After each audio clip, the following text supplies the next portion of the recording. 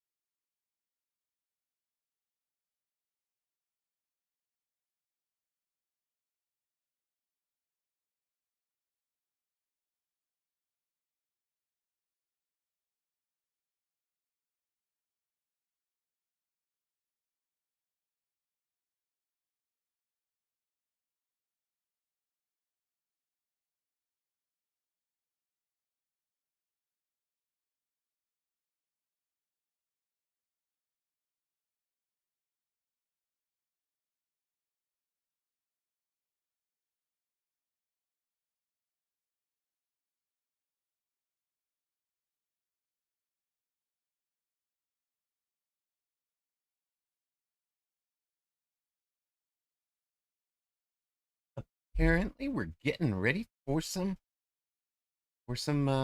hackers indeed.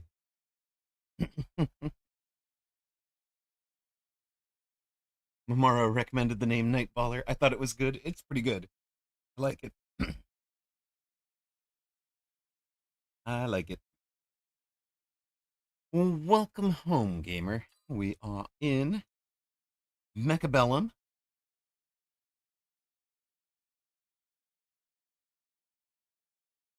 Yeah, Nightballer is perfect. It's really good. Really good. All right. Let me get myself all set up before we start. Apparently, obviously, you guys know how this goes. We're here for the weekend tournament European in 1 hour 14. But it looks like we might be playing a little bit of 2v2s with, is it Freak Bob right now? Playing with Freak Bob today?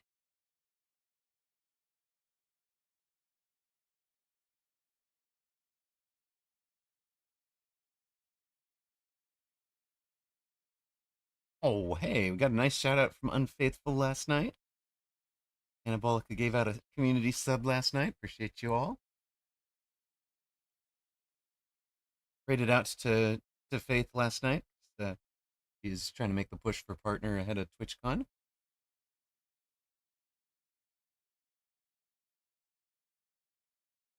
Apparently, clicking on my followers list was a mistake.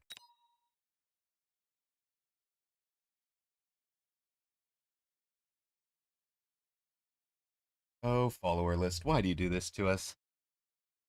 Really, you don't need to block the entire UI while you load all the images for everybody. I really don't care. This should not be UI blocking. Top 10, yeah, never click on the followers list. Top 10 mistakes. Yep. Well, that was a good stream, guys. We'll just put up our thank you screen and say goodbye to everybody. Appreciate wait, we didn't even have a mod here. No VIP sponsors today. No kiddo. Yeah, we're just done. Wait for the followers list to load. No.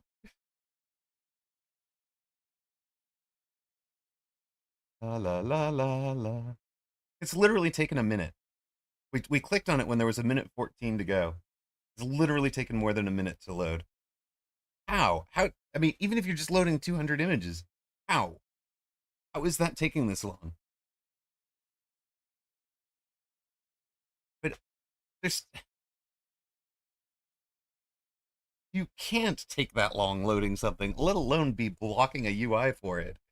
Come on now. All right. Hey, look at that.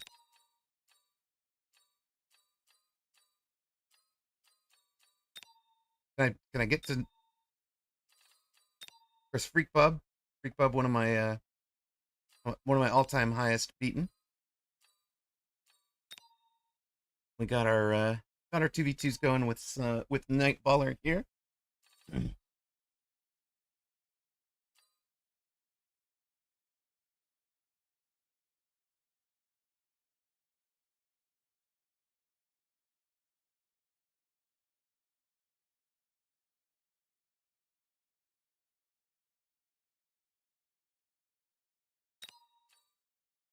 Not a lot of folks streaming this morning. We won't have a won't have. But I should check that for seeing who was streaming. Richie, Ben Malls, Siri Sands, Geeden, and me. Really, nobody else. Yep, that's kind of what I'm thinking. That's what I'm thinking.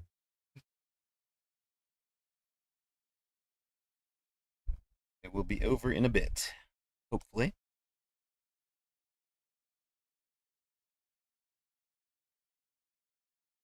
All right, this has been a very exciting stream. First, we had a minute of loading the friends list. Now we've had a minute of matchmaking. I hope you guys are enjoying. Well.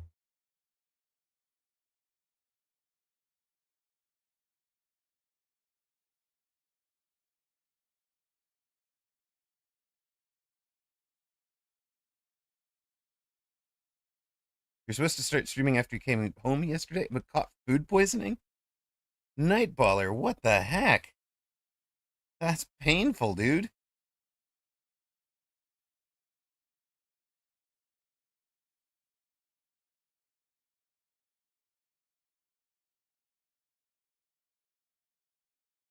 Throwing up 7? No, it's usually food poisoning. Yeah. But do you know even from what? Like, yeah, usually, like, people talk about there being like a, 24-hour flu or whatever, but it's usually food poisoning.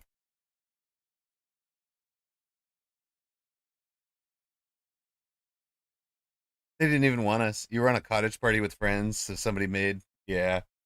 So something was sitting out or whatever. Yeah. Juggernaut and Nobu Red Fox. Nope, they don't want any part of us. Hollywood and DVL?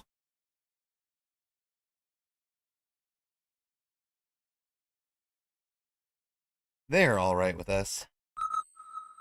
Channel point predictions up.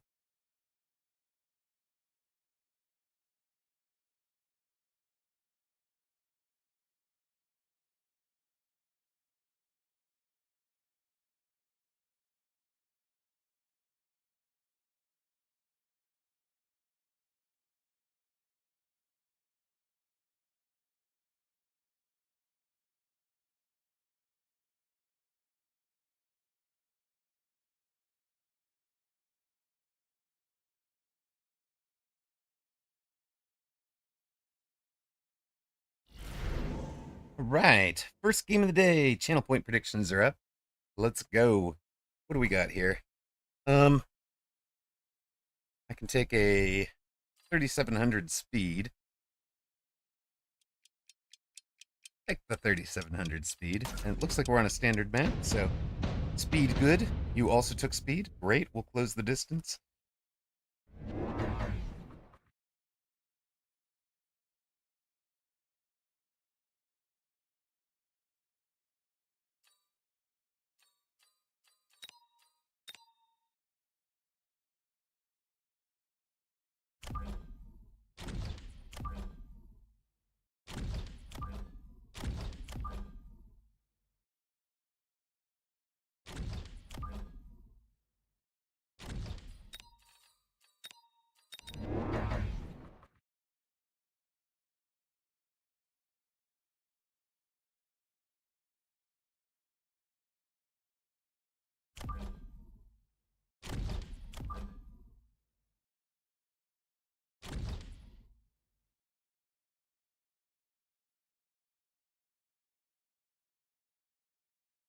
All right. We're set up inside. You've been liking, yeah, the crawlers don't get pulled. Yeah, yeah, yeah, I like that. Cool.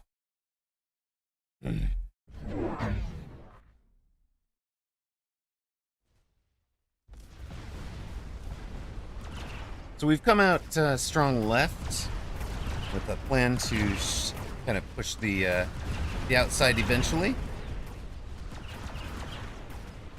2v2 day? No, it's a weekend tournament day. We've got some 2v2s with Nightballer because he asked for it. So, but we are planning for the Shoutcast coming up.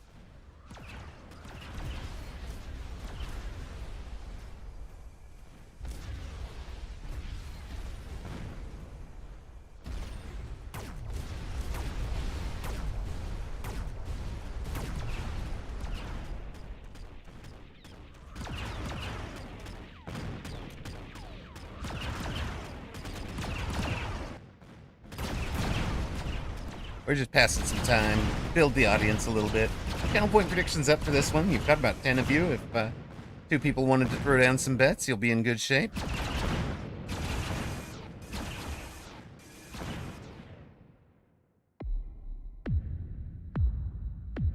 Nightballer is your second worst name so far. Worst was that one promoting a has-been basketball player for president. No. Worst was Scammerrock81. Come on, Reven. You know this.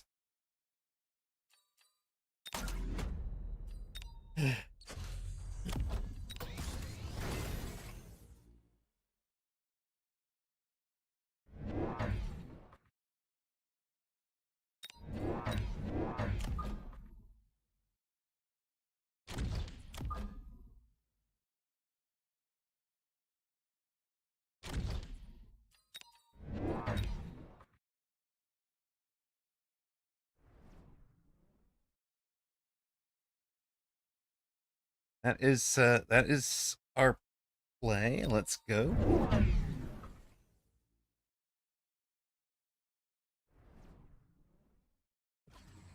Congrats to Flower Fairy, Fing, Horrible Will, Ast, and Sacco, and Surprise Millennia for making it through the Mag 1. Well done. And we will say a welcome in to all you Mag 1 viewers. Thanks for joining us. Really appreciate the raid, Mag 1. Much appreciated. A huge raid. That is the biggest raid I've had since Grubby raided me, guys. That's amazing. Thank you all very much. Of course, we are here for the EU weekend tournament shoutcast. Just passing some time with 2v2s with Baller, who's playing under the name Freak Bob. He's gone to the name Nightballer, which I think is a pretty cool name. So that is all where we're at.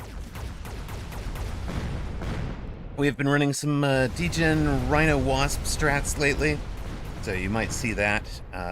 Been trying Mountain in Defense, which has cost a whole lot of MMRs on ladder, so you might see that too. Here we go. Hello.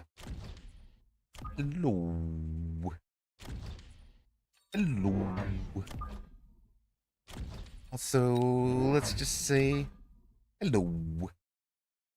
Kind of doing my best whale, speaking whale impression there. Right. So our Wasp flank shows up.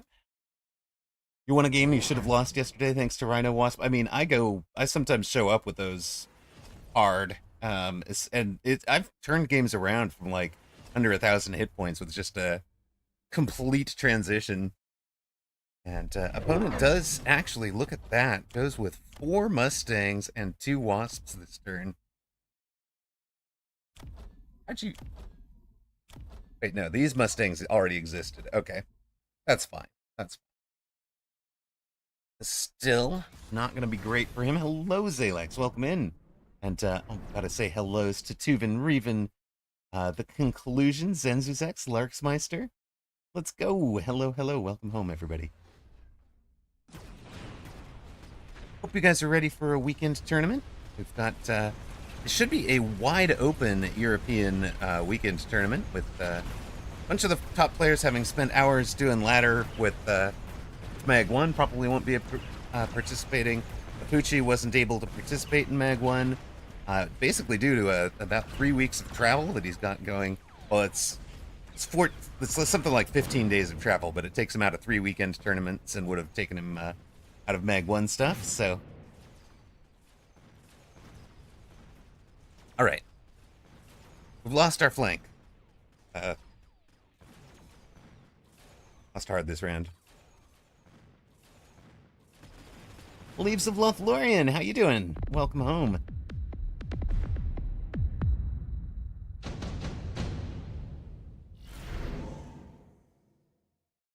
Swag. Alright.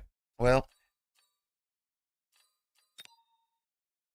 what we can do is drop you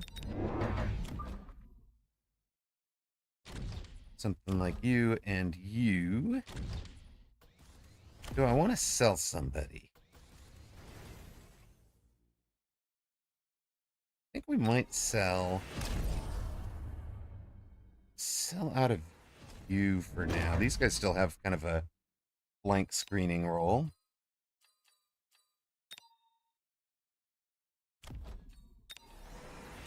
We can bust out the level 2 Rhino while protecting the whole front with that group. I want to just do you in the middle. Hey, Mustangs. Come over here, buddy. Over here. Ignatius Pennyfeather. Rated by one of my mods. Let's go. I have had a good week, Leaves of the Lothlorien. Salix, I did not actually get over to see the game music video you did. I did, Penny. I played Peak again last night. It was amazing. It was amazing. My stream is always Peak. Oh, man. Thank you. Yeah, we had a whole lot of fun. We did a co-stream with Batgirl Tam and Mortar Mike. Hello, Blue.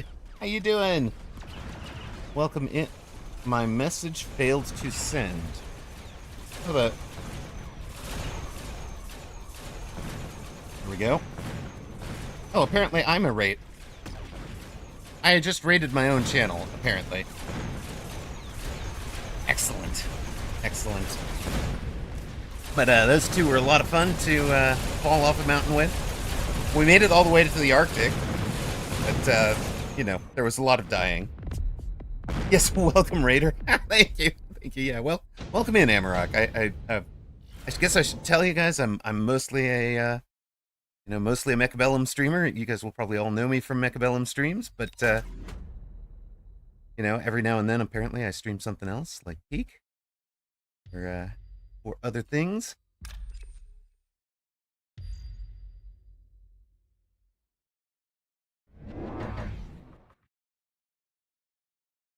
Apparently. I don't even know what I want to do with this. Ooh, maybe here. Yeah, let's go. What is this Mechabellum game about? I usually watch Peak streams. Yeah, Mechabellum's an auto battler. You kind of have,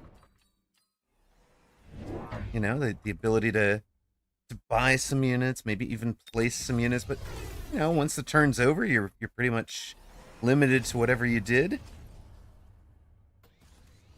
And don't get to move anything. It's not like an RTS. You know, there's no micro, none of that. If you guys need a, I guess you can just kind of keep leveling. You guys want levels? Yeah, you guys probably do want levels. We're gonna forgo a deploy to get those levels there. Are there mountains? We like climbing mountains. We like falling off of mountains. I mean, yes, we do kind of climb the mountains too. What is this? Get an ion beam. No. You can't just ion beam guys' wasps like that, man. That's just rude. Very rude. Get ion beamed, noob. Did. It hurt. It hurted.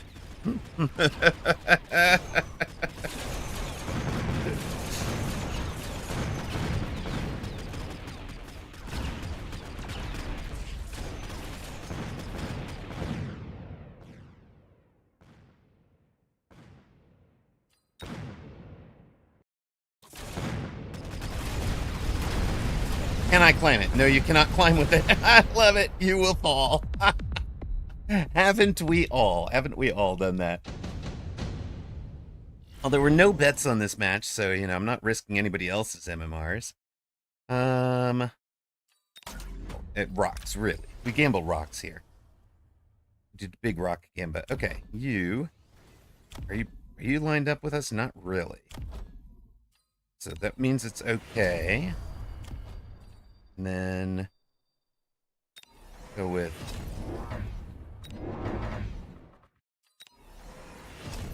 You know what?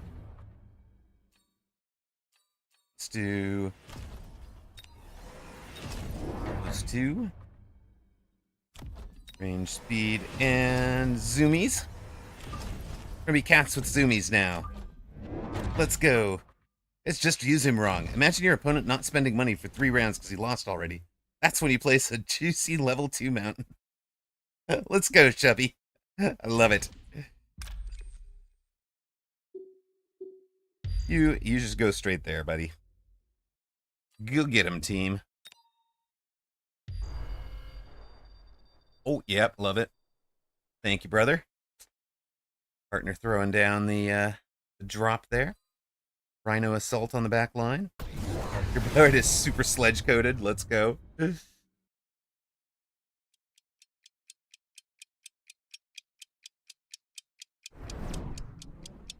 Yeah, I got the wrong missile there, bud.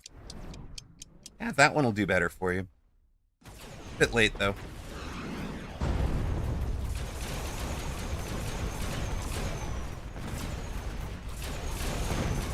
Oh, thank you for the juicy levels off of that. Thank you for the tower.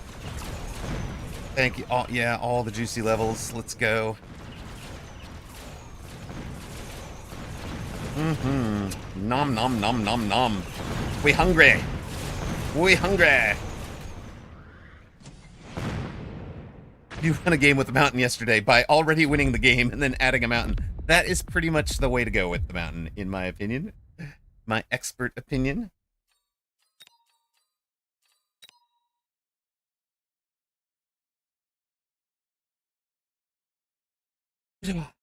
All right. Well, we have bullied some lower MMR players. All good. From 1630 to if opponent is AFK. Had to pass. Had the stats for the new unit. Yeah. Yep. Makes sense. There's our set R2s. That's not even a thing, Amarok. Let's try set 2s. Oh dear God, help somebody. There we go. All right, we run our ad. Let's be honest. How many people actually want another viable Titan unit? Indeed. Okay, we run our ads now between matches, guys, because we'll have some matchmaking going. So stick with us. Don't go anywhere. We'll be back with another 2v2. Of course, we are holding on about another 50 minutes till the European weekend tournament. Shoutcast here is the, kind of highlight of the Amarok channel week. So stay tuned for that. We'll be watching the unbeaten players all the way through the tournament. Whoever is at the top of the game for that weekend tournament is who we'll be following. Stay tuned. Of course, I'm also going to give a shout out. I would be shocked if there is anybody on my channel who does not know Mag1 Live, but there's the shout out for Mag1 Live. Of course, they are the home for the professional tournament here in Mechabellum.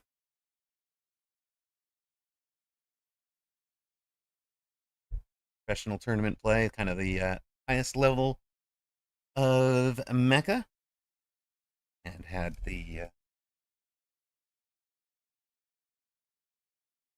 and we saw Cast, we saw Cast, we saw Sacco, a couple of others getting through to face Flower Fairy and Feng Feng in the final 8.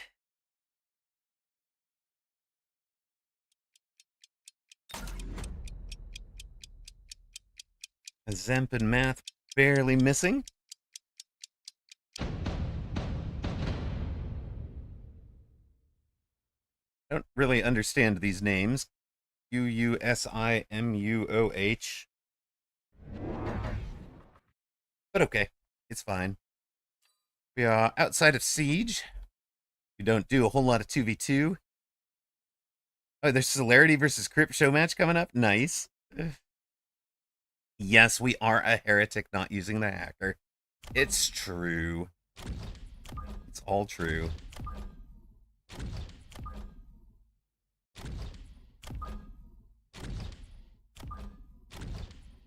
Actually, been wondering if Mountain is more viable on Siege than it is on most other maps.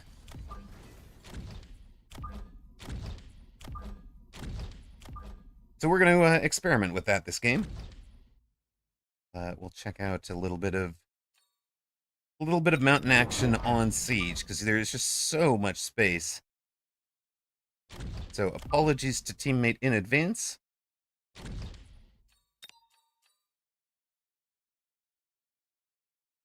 Board is big. Munin, welcome in. How come your crawler won over mine when I have +1+ attack that I don't have? Was that in the last game? Were you opponent in last game? No, I am not cheating with the crawlers. Tournament? In tournament? What? In the mini tournaments this week? +1 hit points matters more.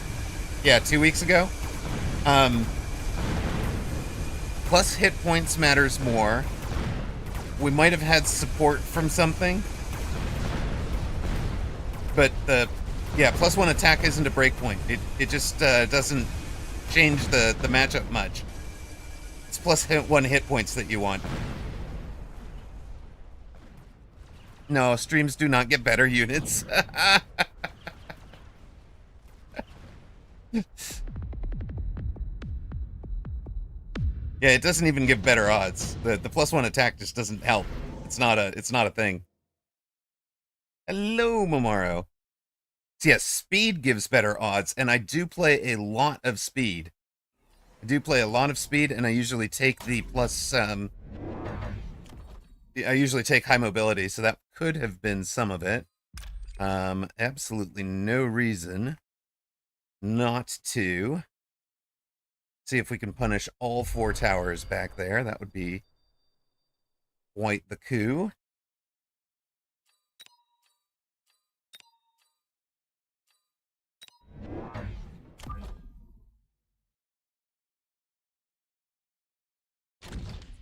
Arrest Mr. Streamer, take him away. Probably true.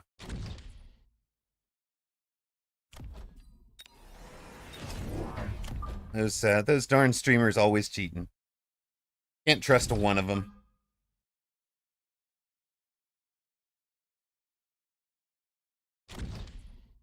Oh, I agree, Camo. This is terrible.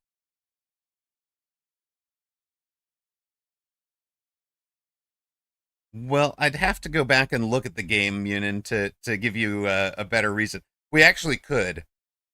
We actually could go look at that game if you want and take a look at what happened there. But if you want a question like that answered, it's probably a lot better to come in straight after match. Oh, so sad. Wasps feel a little outnumbered.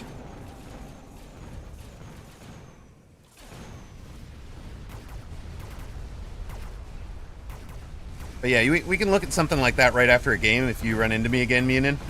Like, totally. Come in and take a look. That was the European Advanced Group 2, right?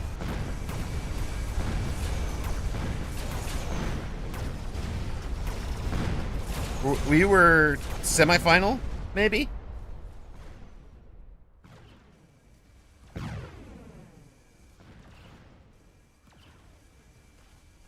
You can look at it. There is a good reason.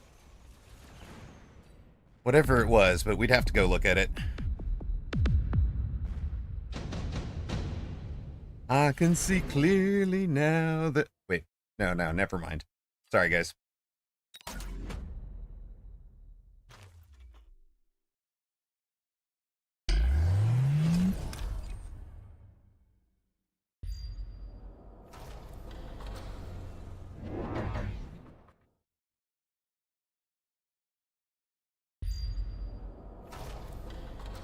All right, what are we doing here?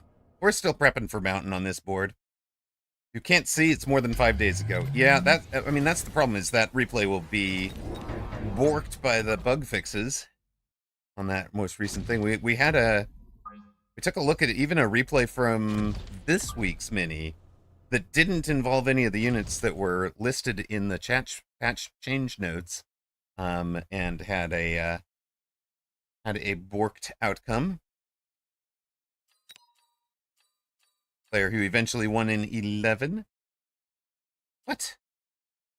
What? No. You play the Mountain when you're losing, and it turns it into a win. That's how this works, right?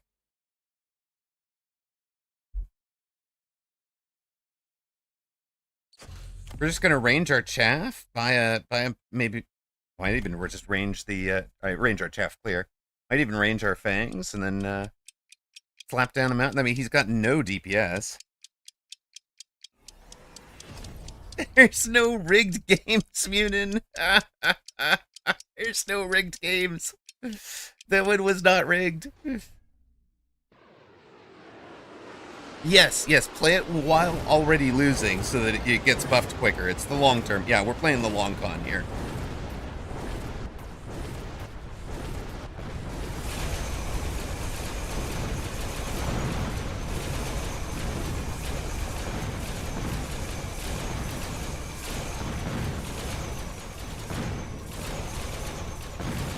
I mean, Munin's a solid player. I'm guessing trolling, but, you know.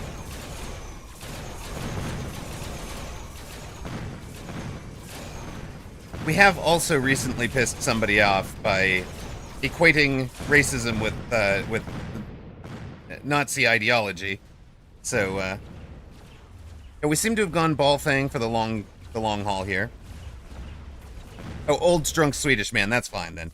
That's fine. Yeah, Bear Lake giveth, Bear Lake taketh away. Hey, I'm here to take care of your Phoenix problem. Here, I'm here for you, partner.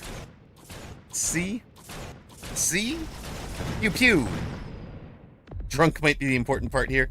You think drunk is more important than Swedish? I just got here. The first thing I hear is Nazi ideology. No, dude. Guy showed up in my chat, and we invited him to the guild, as often happens, and he said, "No thanks. I'm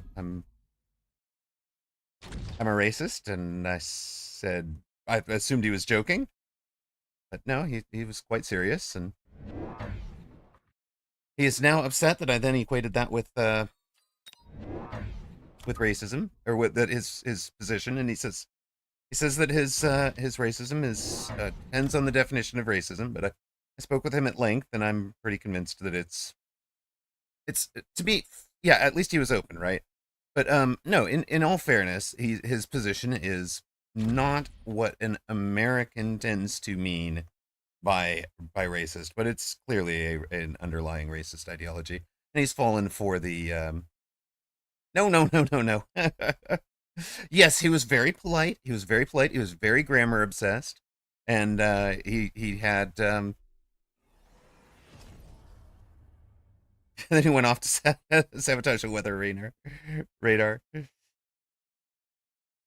Yeah, he went off to talk about eugenics and, and racial purity, and I was just like, man, it's literally, it's like listening to 1925 Hitler speech, not the 1938 1941 version, but it's like there's the same underlying cognitive mistakes, if you will, are there. And by that, like, I mean the kind of the things that lead somebody in to that kind of ideology. It's just painful to see, but at any rate, he did not like being equated with a Nazi, so he does not believe in the Nazi ideology. He wanted me to make that clear on his behalf. No, not true. What the heck? No. Yes, it is. It absolutely is. No, if you go back and listen to my my statements at the start of stream from Tuesday, I am very, very clear. I am not only not a racist, but explicitly anti-racist, so we are, yeah, okay, we're ready for our mountain now. That's gone well. It's gone well. Where are we putting our mountain?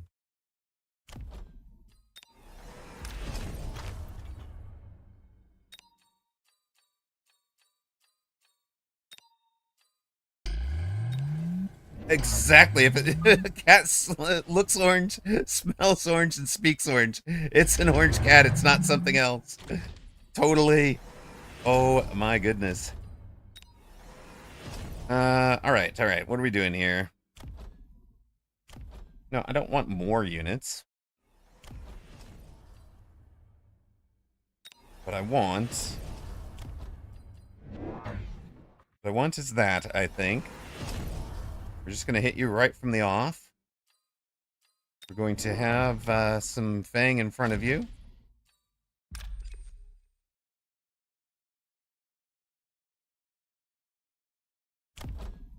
You don't move very far, so let's just go... Actually, you know what?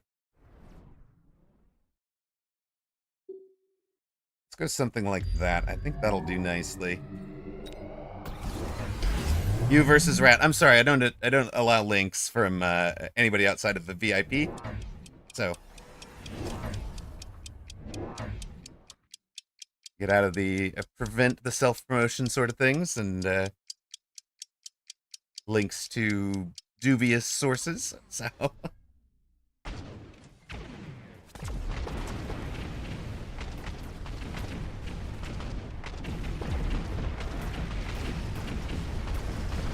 yes, indeed, 1984 all the way, 100% Nightballer.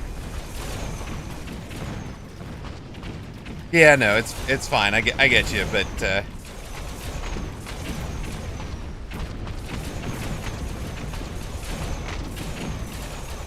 thing hits like a Nerf gun. When you give this thing extra range, it just hits like a Nerf gun. What the heck?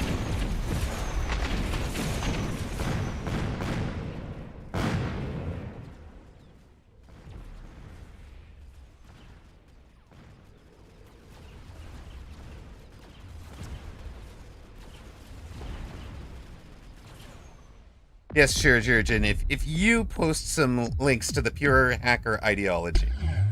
And some people said Nerf Mountain and the devs didn't understand. It's so true. It's so true. GG's, guys. Can't with these random teammates. Oh, sorry, Nightballer. It's a secret meme. There's got to be a thing there. It was shooting marshmallows, guys. It was amazing. All right. Emma Scissors, Emma Paper. Yes, now when I play the mountain, I am definitely Emma Paper. Definitely Emma Paper there. So, let's run it back. We've got 37 minutes out to that EU tournament cast that's coming up. That I hope you guys will stick with us for. We are running an ad now, but cue it up again and we'll get the dub. Munin, thank you very much for the follow.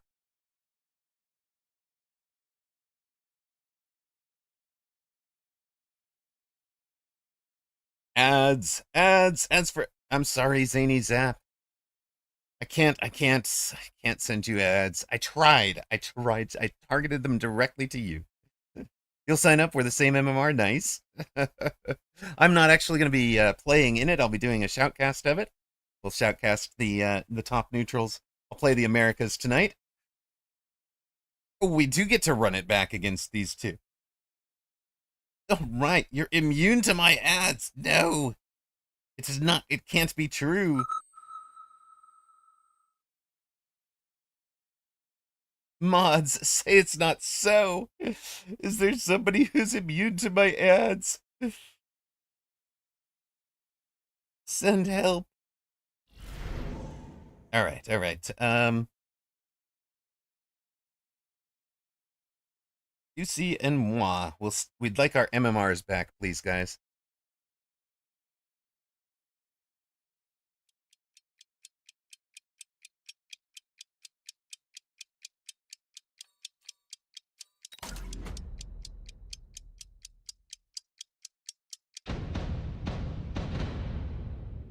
Thank you, Munin. You like the big flanks? I do. I do love it. It's very fun. Um,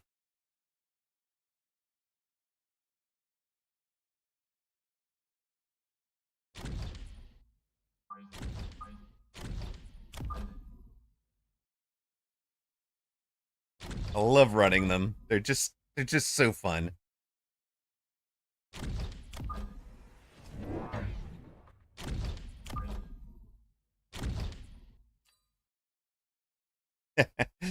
We do have a minimum. We try to run it a family friendly Munin, so he says, we're not used to that crap at high MMR. Yep, fair enough. But not going to permit the term, specific term chosen.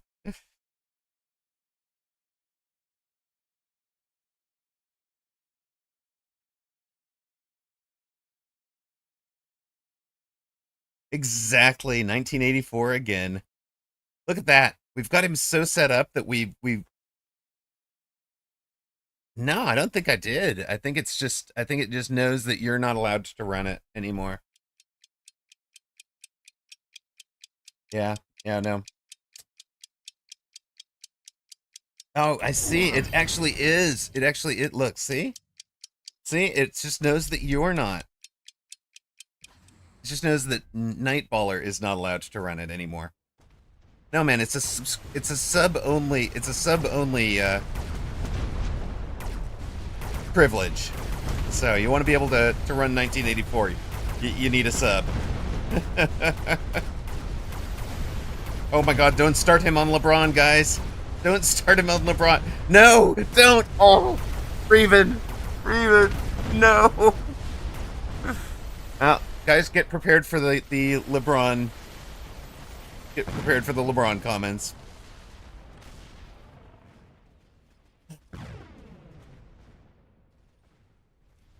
What is a LeBron? Oh no.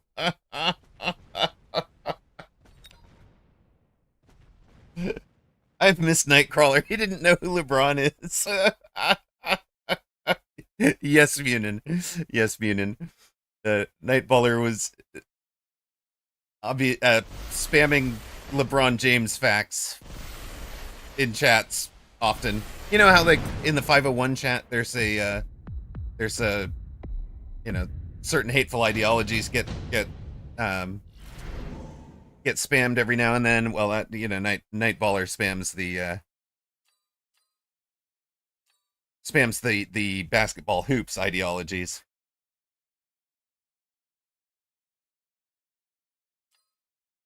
Munin, I know you're drunk, but we just explained the rules, and the rules are no swearing.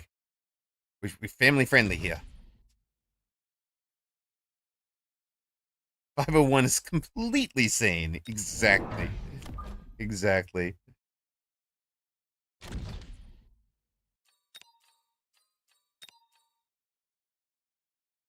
There's a delay for me, but not for you. Like 90 seconds? You guys are only hearing me 90 seconds? I'm Australian. He's swearing his punctuation. Love it.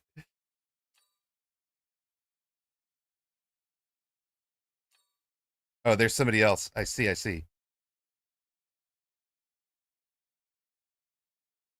Somebody else is chatting and I must have them blocked. Huh.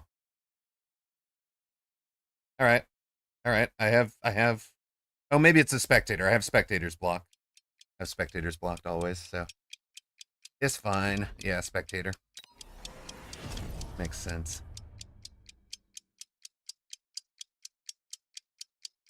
Meh, might as well just do the 1-on-1 now.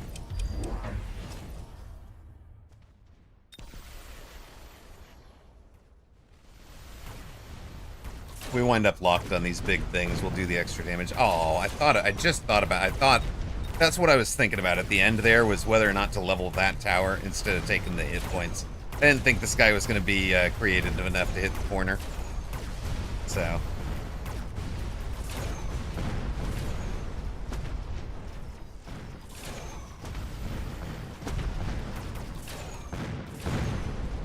Yeah, you are,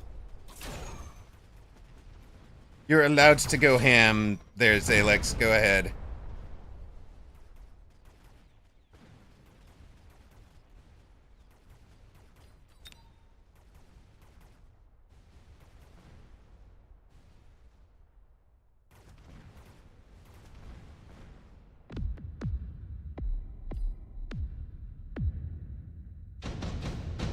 Look, sure. This is a no flirting with streamer, no marriage proposals, no.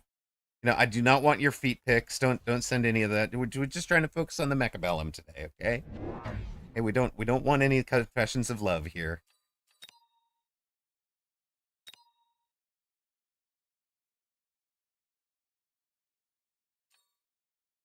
Ham, I'm getting hungry. Hammer is locked and loaded.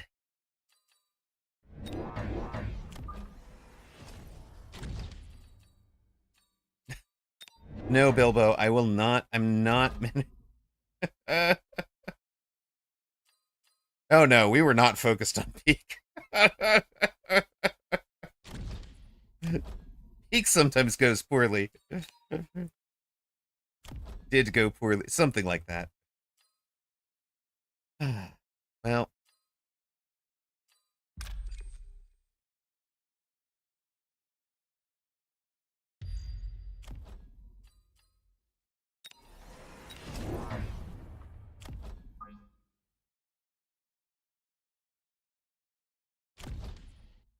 We can throw down on his corner there. Oh no, it's Billib. It's Billib. Sorry, my bad. I see the B-I-L, the B, oh dear. It's BLB and the 0 and it just, oh, I'm so sad. Unfollowed. Streamer banned. Streamer banned from own channel.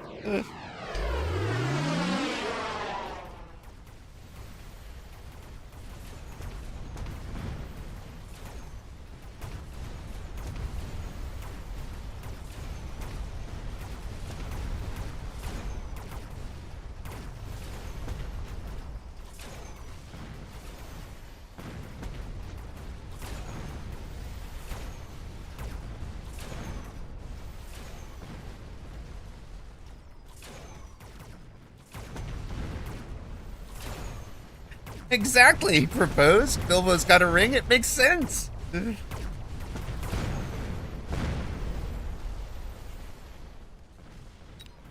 least there's some internal, Marksman seems to own everything today. I don't even technically run Marksman.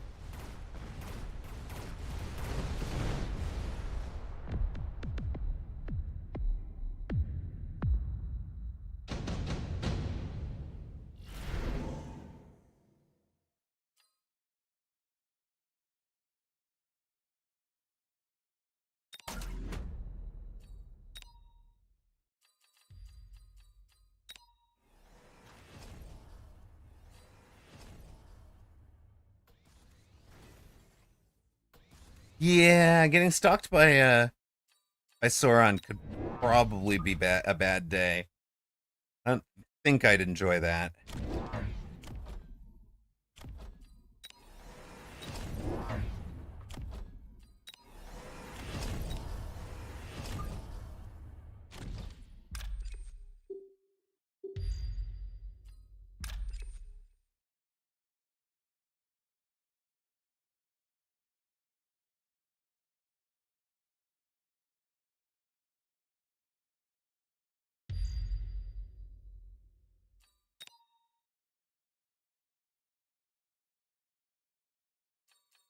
You know what, we're just going to clean house here.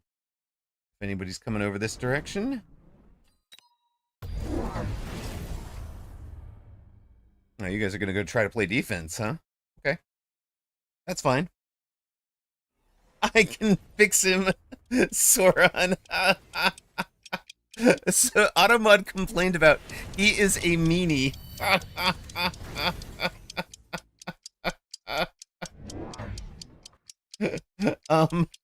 Also, Munin is arguing regional differences in language to permit the F word. No. Punch. Hi. Oh yeah, no, we're here to do some more punching. Appreciate you bringing the annoying little missile pod down here where I can shoot it. Thanks.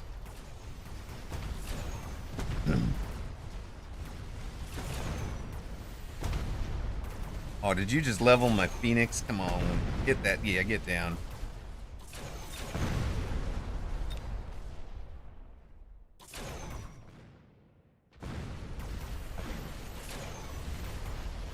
Automod can't block finish swear words. Let's go.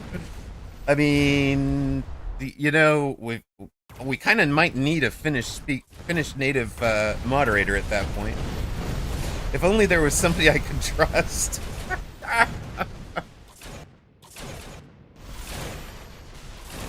Oh man, all these levels for my Phoenix. Oh, it hurts.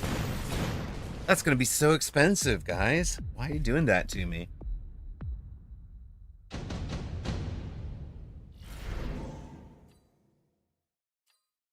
Beautiful.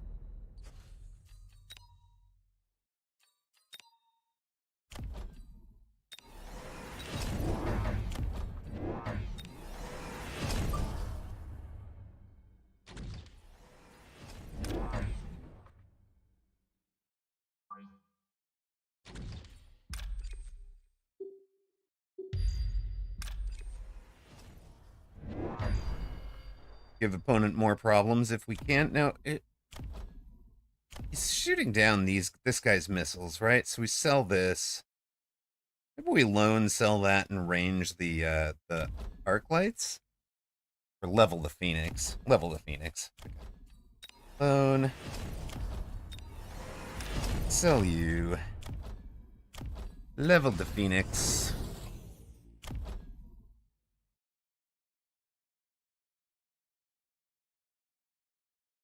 Strongerize this tower? Probably? It is pretty darn weak. We'll do it. We'll do it. Are you counting on those fangs in any meaningful way? Did you not see the sentry missile? Did you... Opponent is ignoring the sentry missile.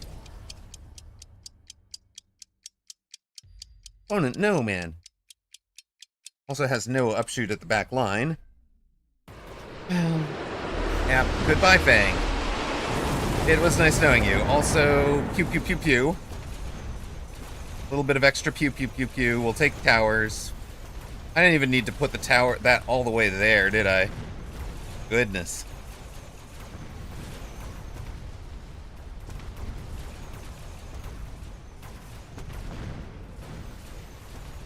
I think we did need to range the arcs, though.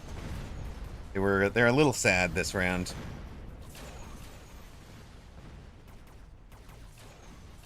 There's also the P and C words in France. Yeah, yeah. You want to scare Finnish people? You just use a picture of Maran.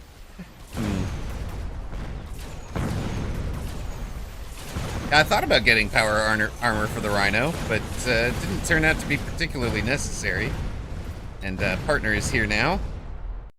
Oh wait, Rhino's back. Rhino came back. Rhino had an errand on the other side of the boards to do. France doesn't have words? What? Well, we will probably have some words with friends after this one. Not words with friends, words on stream even. After this one. But, have you seen my Mag 1 certified formation yet? No. No, I have not.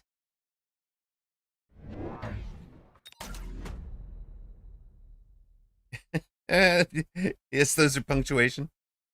That okay, yeah, the T. The flying T. I like it. Definite flying T.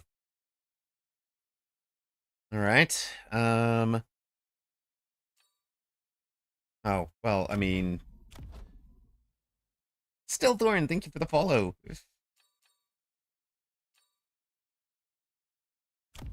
Okay, we wanted you guys leveled and ranged, right? So they stay alive. We need to put somebody in front to keep that group from charging through too heavily. And I think that puts you here, really.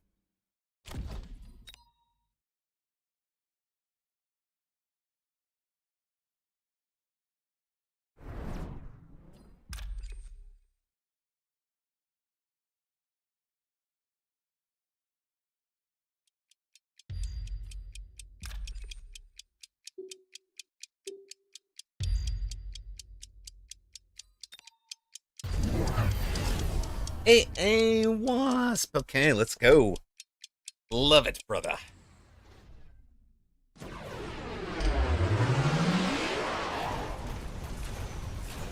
We'll take out the first line of wasp, right? No, it's going to be a good round for him. He gets the wasp win.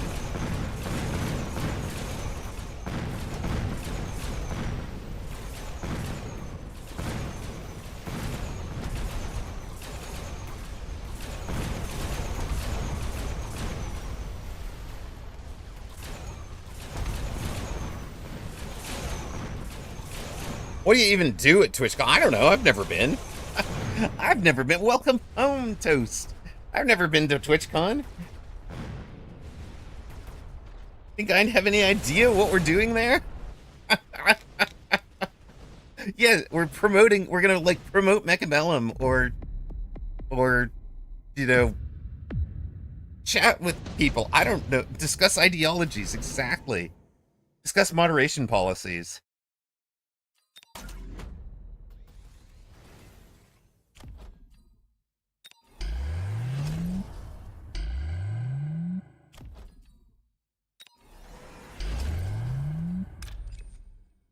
Oh, sir.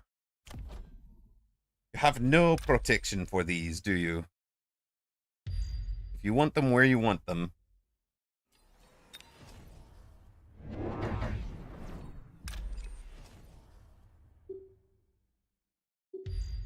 Go get that. Run the armor now.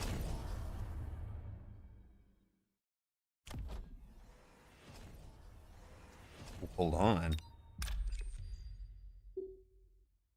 Jink and come at them. That'll work, right? Sell out of that.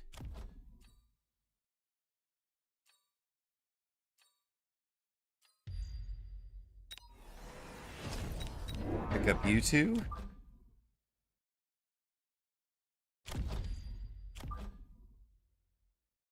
Blow them up over here. Split up a bit. Give this guy a level. Feels about right. We taking a loan yet, partner? Oh, you took a loan. That's too late. Okay. Hey, yeah, dodge. Dodge, dodge. Look at that dodge.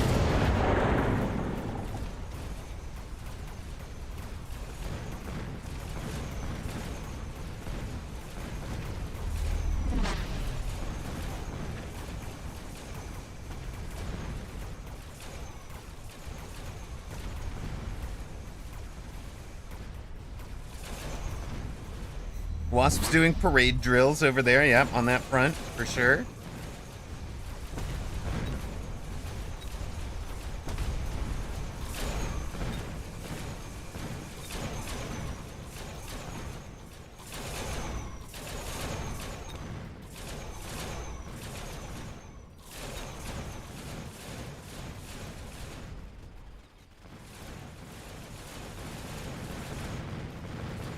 Yeah, feed XP to partners carry Mustangs, brother.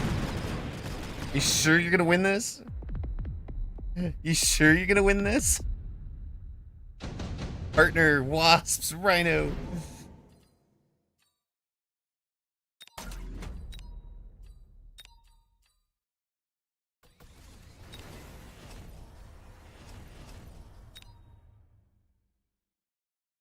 Yeah, we will go all in here. This is a maze.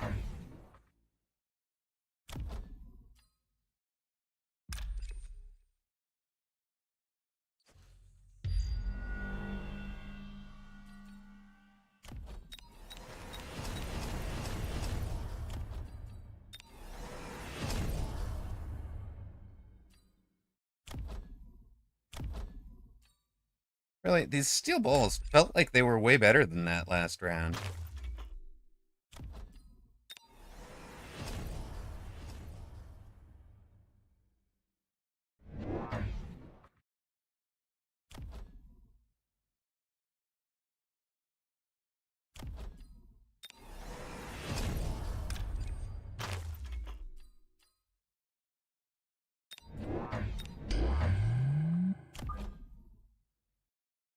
What do you have? You're gonna hit me for 23. I'll still have like 40,000 left.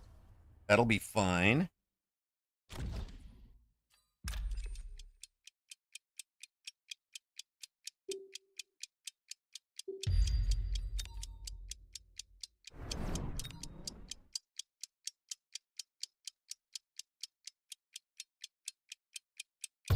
All right, tournament registration is open. If you are planning on playing that EU tournament, EU tournament registration currently open.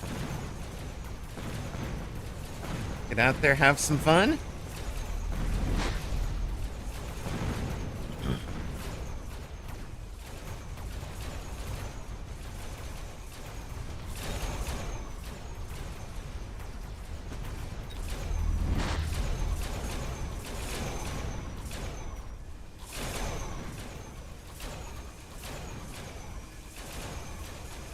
Because I figured he was going to dodge with them, and doesn't really matter if the laser sights head over there and feed partners Mustangs. Like, partner's happy about that. Mustangs just dominate this board. Wait till they have AA, right? Like, it's just ridiculous. Like, look at the experience that's getting fed to these Mustangs. It's amazing. Immunin was highest regged player for 2 seconds. Let's go.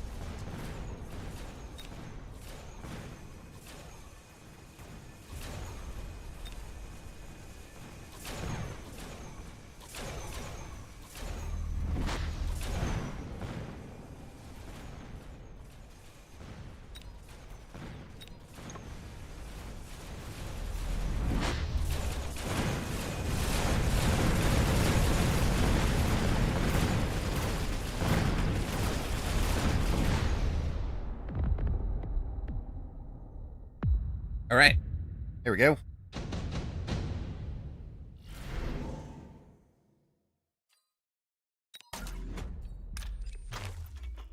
Now we have more money. Exactly.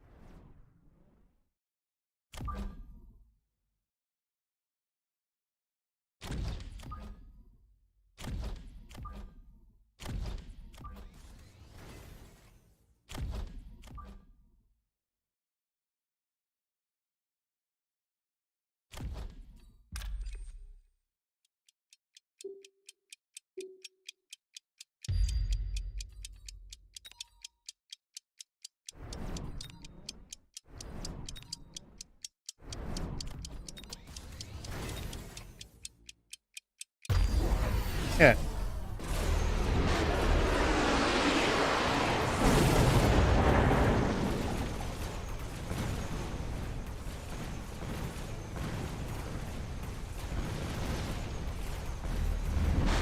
How did he buy 10 wasps in one turn? Yeah, I had a good round. I had a really good, I did really well at market there. That's what happened.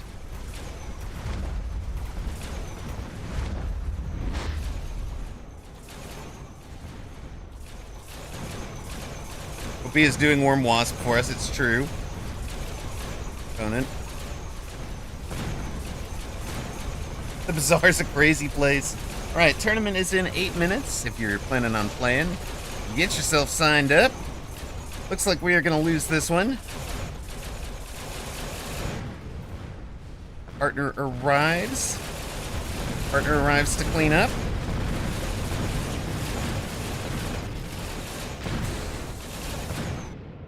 Oh, GG's.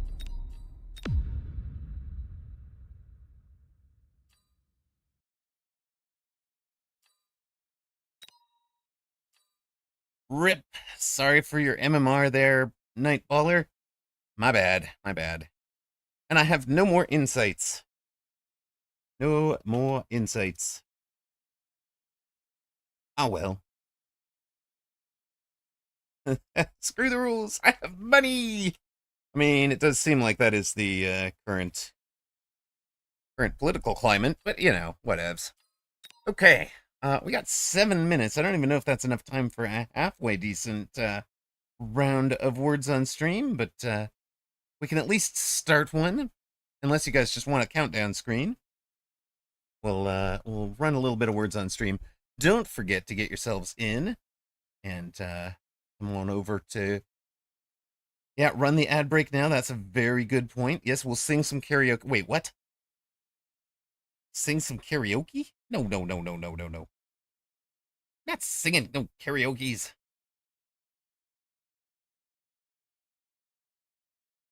All right, gang, if you've never done words on stream, of course, the way this works, you've got a countdown, you've got a lock. You can't just spam things. You guess the words that are out there.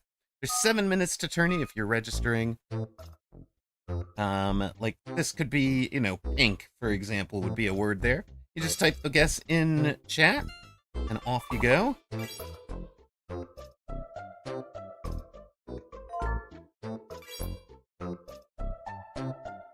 There you go. All right, you got 6.5 minutes to tourney if you're planning on registering. Let's go. We're gonna get myself all set up for tourney streamer mode. Set myself in the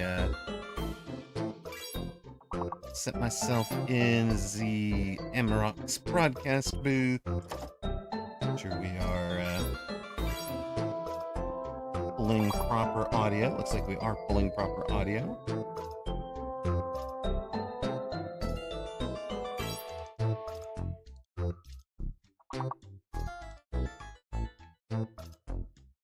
Yeah, you guys are doing great. 140 out of 83. Let's go.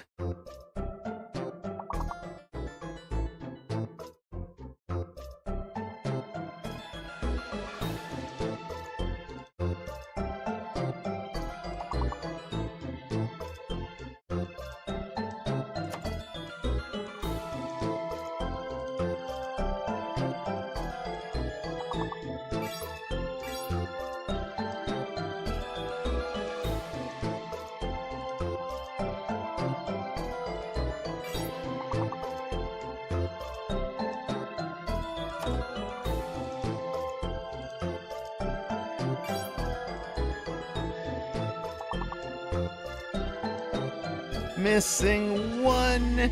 No.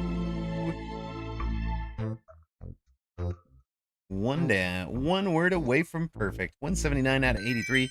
Great job from chat. Whole bunch of people scoring well. Matt's Cup of Tea on top of the table ahead of Fastenberger and Steve French, who each scored 30. Scamdiva, Quack Attack, The Magician, and Zalix, all with 10 or more points this round as well. And we had 10 total contributors. We have 4.5 minutes till tourney, so we're not going to finish out this game. I do apologize. We're just kind of passing the time with it.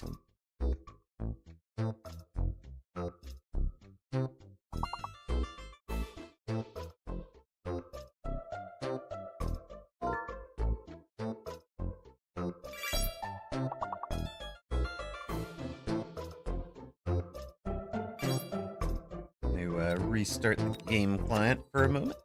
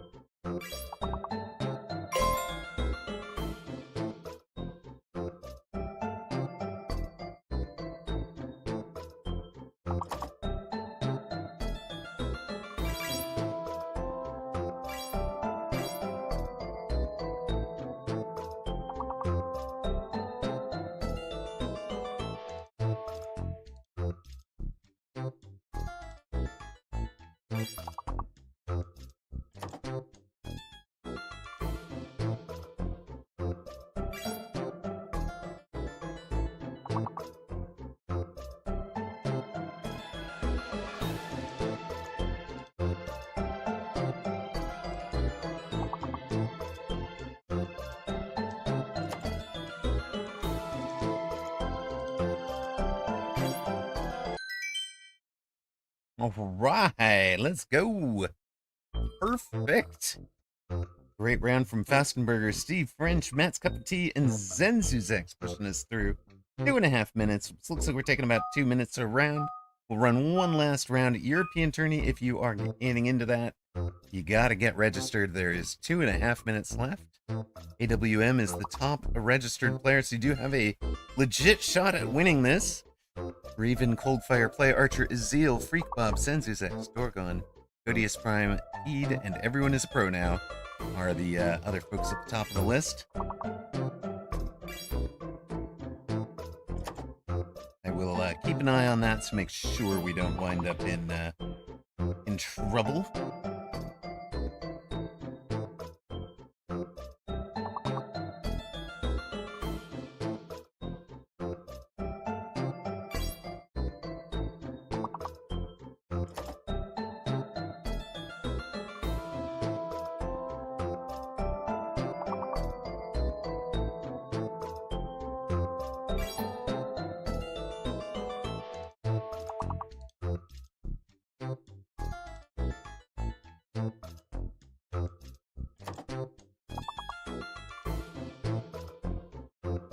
One and a half minutes till tourney now.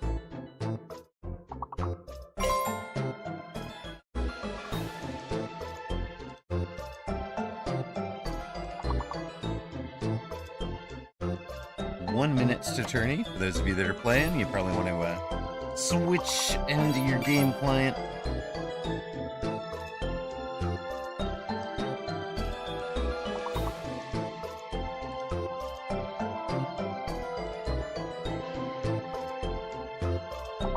don't forget, yes, there is a fake letter in this. There was a fake N.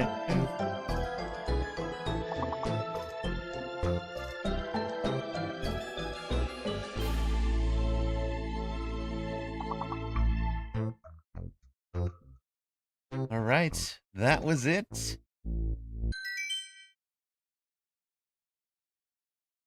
That's as far as we're going to go today.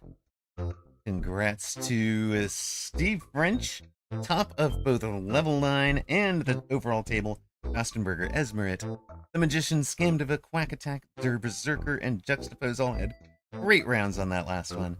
We are done with that because, ladies and gentlemen,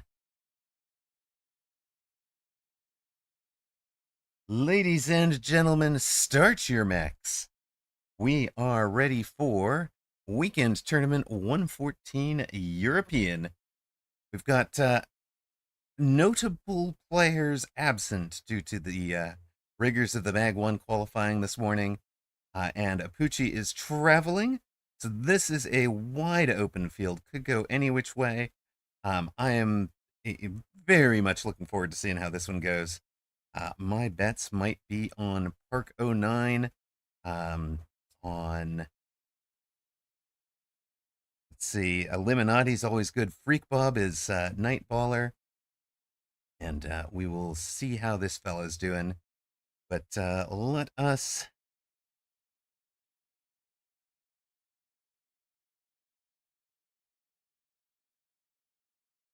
start our tournament. Who do we want to go with?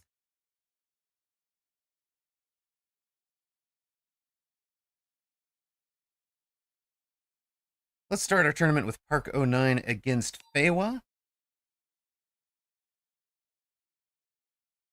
It does allow any MMR. It's true. Oh, there's Nightballer versus Sob. That's a good one. Very good one. Play Archer or Illuminati is the shout from Kevco. Love it. Love it. Confidence.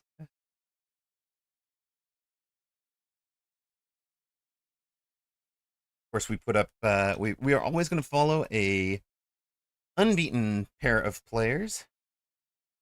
And we're going to show you guys, we'll just put up the channel point betting.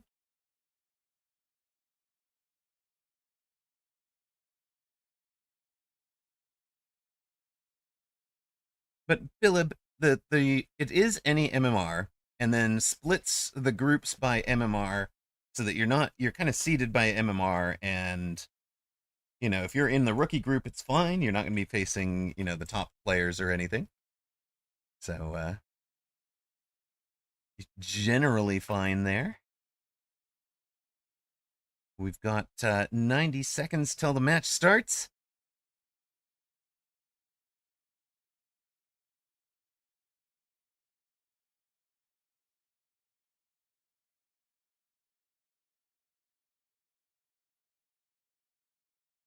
Thank you for the follow to Stillthorn.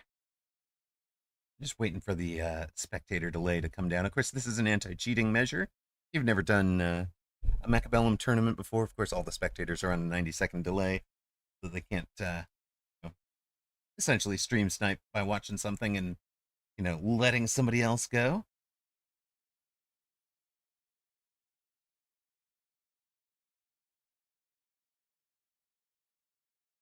You normally have a co-caster, not today. They will be doing a solo cast.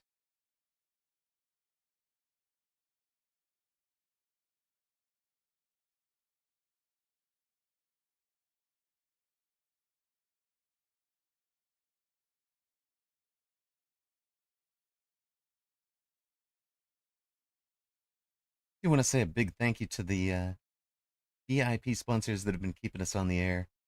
Toast 94, Anabolica, Blue Feral. Really appreciate you guys. Just Nash XYZ. So generous. Ocelotus Gaming. Really appreciate you guys. So big thanks to everybody who has contributed, and of course to Awake Dragon, who is one of our newest gifters. Thank you very much. Welcome to Round one of Weekend Tournament European 114. Feywa and Park. Feywa will be near side blue, Park 09 on the far side red. You guys may know Park in chat as Who Watches Watch.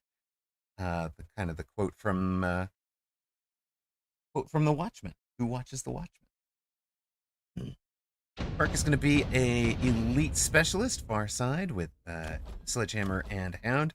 Had a great run to third place in the Mecha Mini Masters recently. Had a really amazing run. I'm out of tickets, aren't I? Okay, well, we're not betting on him.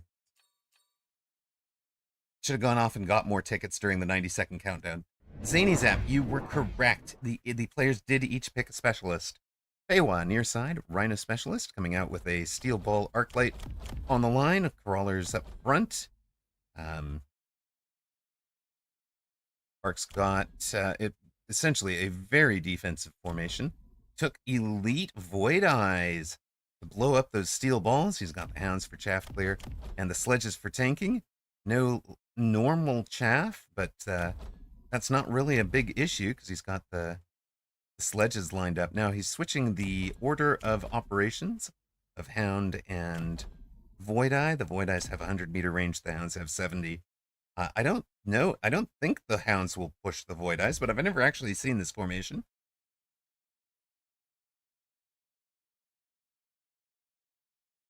Yes, I could. I could, Bilib, jump down by and go back, but I don't want to miss any of the match action for you guys. We are here to cast, not necessarily to bet.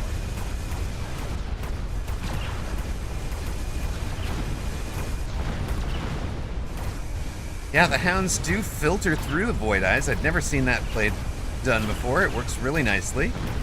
Kind of has everything engaging together at once from sort of a cluster, but that has worked out very nicely for Park in defense.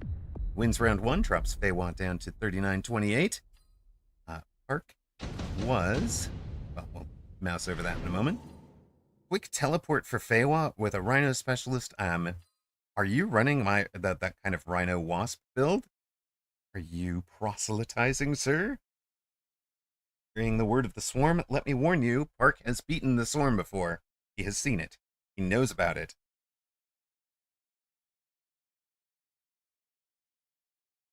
Park takes advanced shield device. Quick teleport for Feywa. Feywa adds another steel ball.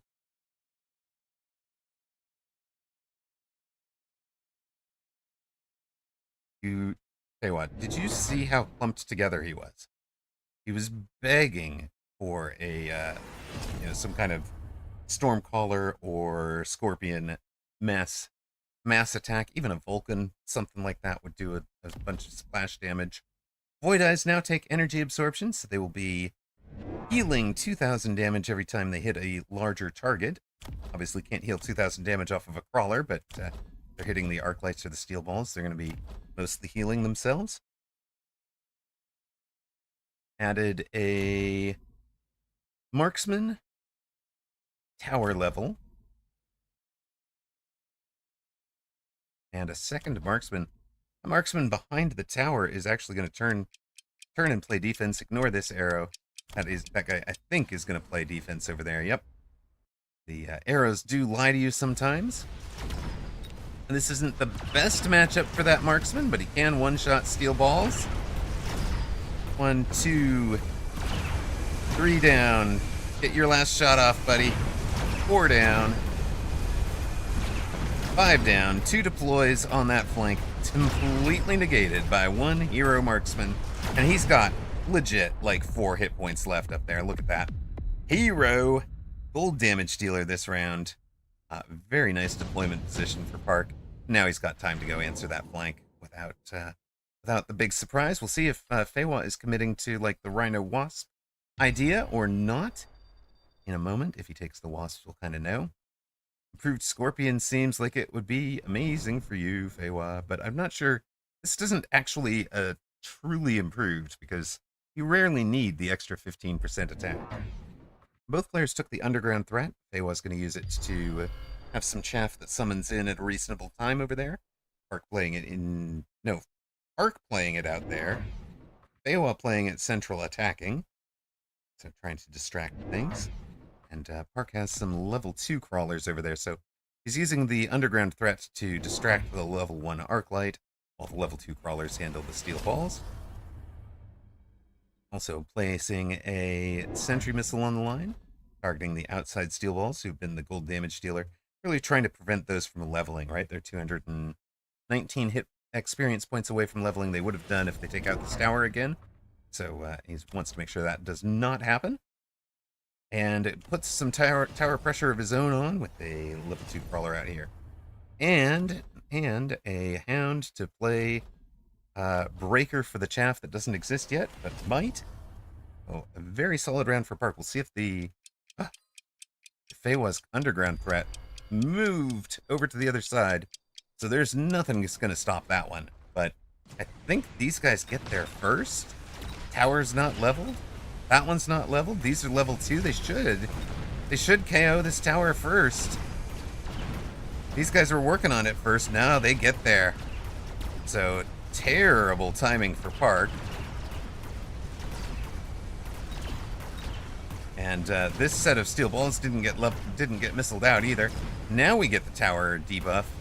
And wow, Park's main army survived the debuff. Full 9-second debuff, and he had enough going on in there to survive it. Even the debuffed Void Eyes doing 200 damage or so were able to keep themselves alive.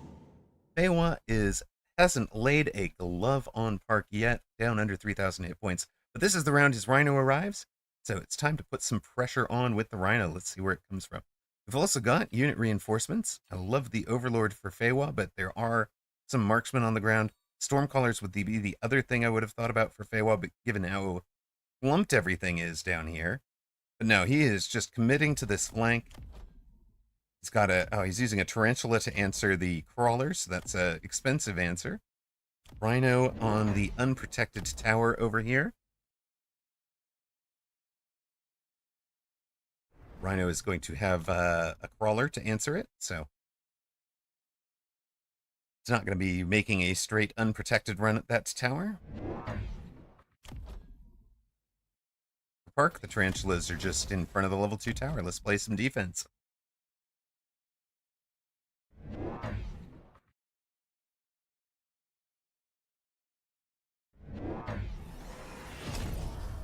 Do appreciate you guys being here with me for the Saturday afternoon EU TourneyCast. This is our typical strat. We run typical Saturday cast is a EU tournament cast, and then I'll usually enter the Americas. But do sometimes put it up for a poll for you guys to choose whether we cast or play. It's just that play won so many times in a row, we stopped answering it. I stopped asking the poll.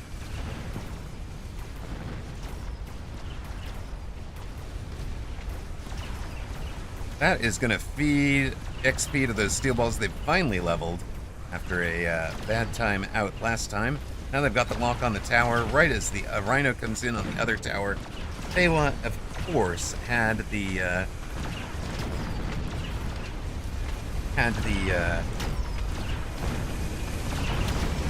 Rhino this round, so that's a big score for him. You would expect this to be his best round. He finally takes some hit points off of Park, but he'll be Feywa at 2172. He's taken 1,000 off of Park at about 4,200. Raging Jim G, who is a very solid player and a solid streamer, says, my go-to versus steel balls like this is Wraith because of Mechdiv, and there it is. The Mechdiv came out right as he said it last round, and that was part of why Feywa punches through all of that. These Void Eyes don't heal anywhere near as much when they're shooting the crawlers. Crawlers also have Impact Drill now. Park going to drop down a bit of smoke in the way.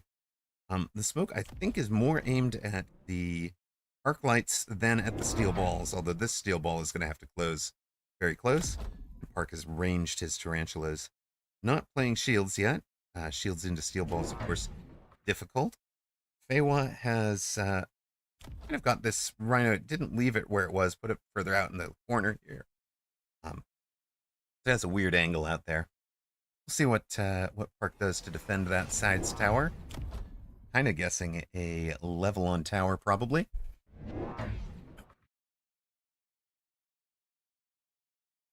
A hacker? A hacker? Shira, look at this! Park playing hacker in defense has an insta-lock on a tarantula. That should turn things over there. Leveled this tower, kind of ignored defending it.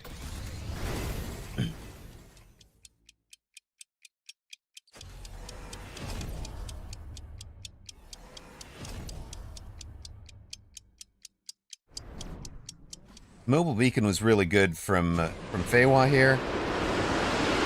Missiles out everything that was in the way.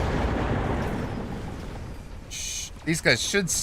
Well, that one's actually going straight through to the tower. Assassin steel ball on the tower. Now, the hacker did hack this outside tarantula. After that, it became relatively useless. But if Park commits to the hackers, I think that's a half-decent answer to the Mektiv steel balls. He just needs to get through things faster. Take some techs, it'll take some chaff clear. And get positioned to hack the Rhino and the attacking steel balls from the other side as well. But for this round, Park is going to take down to 3376. Communin thinks Mektiv sucks. I think it's very strong. It has been buffed a couple of times. It's been on my steel ball bar for quite a while. It's EMPable, but you kind of force your opponent to EMP if you're going to do that. Oh, there. So part of what happened that round, by the way, is a laser sight steel ball over here now doing 90,000 damage, getting up to level 3.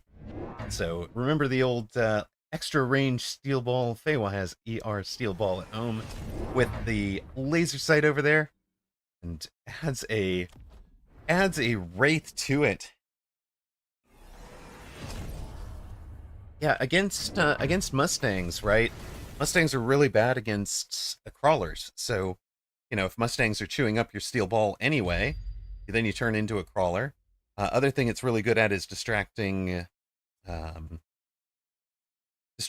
shots. So Abyss winds up missing crawlers and steel balls, and then if you manage to kill the steel ball, you've just created more crawlers. So crawlers move out of the beam. Each steel ball and each crawler are consuming one of the missiles. Not bad. It's not bad against Abyss. And it's funny to say it's good against Abyss, because of course it doesn't shoot up, right? Like, neither of those units shoot up. Why is this good against Abyss? But it kind of is. Distract, distract, distract until you can win the chaff war and kill him. My strategy with Abyss, anyways. These wraiths are going to be a bit of a pain, but Park has hacked the outside Rhino, now hacking the steel balls. Mektiv this, buddy. Cleaning up the chaff, locked onto by the ER steel ball here, and goes down on that side. Needs a marksman to handle the wraith. This marksman's in trouble. It's going to come down to this one marksman here in the middle. If he can stay protected, bring the wraiths down. Nobody's watching his backside. Look out, buddy. Look out. No, not the crawlers. The wraith. The wraith. Shoot. Oh. Yep, if Feywa's going to win this round on air superiority. Had about 2/3 hit points left on that guy. And that'll drop Park down to 3,076 hit points. Feywa at 2172, 900 behind still. But he's won 3 rounds in a row. He's got to be feeling pretty confident. I still like the position that Park is in, right? I think Park is steadily building a really good board. The way that he hacks this side, the way that he hacks the Rhino, all looked really good. You'd expect Feywa to sell out of the Rhino this turn. We shall see. He adds the Phantom Rays, Feywa does, for blue. So you're not clearing my air already. I'm going to make it worse. I'm going to make it worse for you. Park takes the Phantom Rays himself, puts one opposite the Wraith here to try and clean that up. Nope. Nope. Rethinking that. Both sides have their underground threat up. Instead of selling out of the Rhino, Feywa is going to protect him with the underground threat.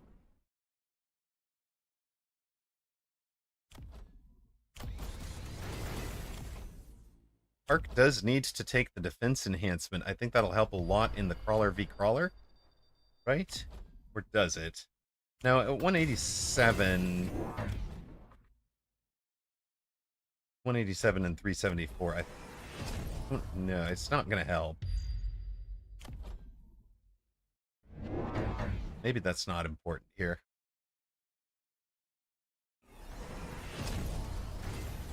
Feywa puts one of his one of his Phantom Rays way out on the outside. Other one on the other flank, trying to win those flanks a little harder. Park buying some extra time for this now level 3 hacker with the shield there. Flank Phantom Rays unimpeded on the tower for Park. That is going to be pretty late. It's going to be real late into this round. The hackers are down. He finally gets it. Finally gets it. One of the wraiths is down. 2 wraiths down.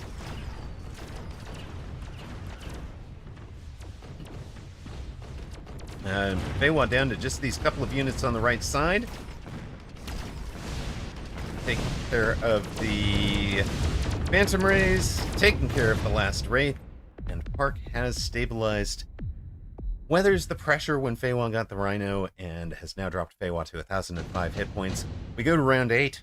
Park, who again is one of my my tipped favorites to do very well in this tournament, is in command. It's his game to win or lose here, I would think. Feywa needs something creative. Of course, Feywa spent chunk of that turn. It was quick teleport, so this wasn't it was only like 5 seconds or so, but spent some of that turn with his Phantom Rays still summoning in, so that price has been paid. Park, after getting his tower take here, has sold out of those, so he's got lots of money to play his main board. It'll be AA Specialist on the Marksmans. Of course, that gives them 30 extra meters range and extra damage against all the air units. Wraith and Phantom Wraith both. I keep saying Raiden. It's because of Munin saying Raiden in chat. My bad. Also goes for a Wasp defense. 1 Wasp with improved firepower control. I'd love to see these a little further away, because eventually you're going to be able to give them range or aerial specialization. See, now you've given them AA. They really don't have to be that close, do they?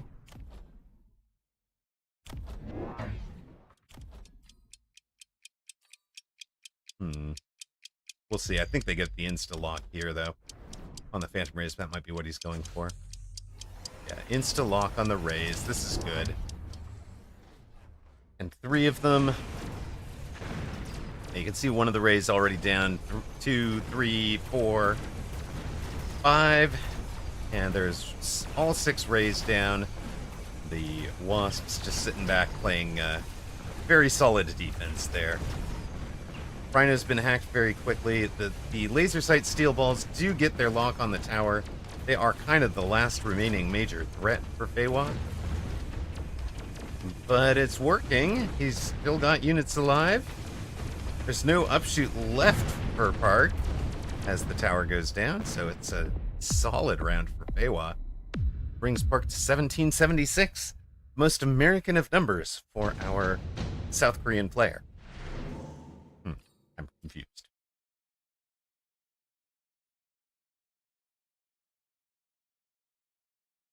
Stormcaller, Farseer, Melting Point, and Typhoon all available. I mean, Park, you say Park needs Scorpions, but this thing is out of control at 21,000 hit points.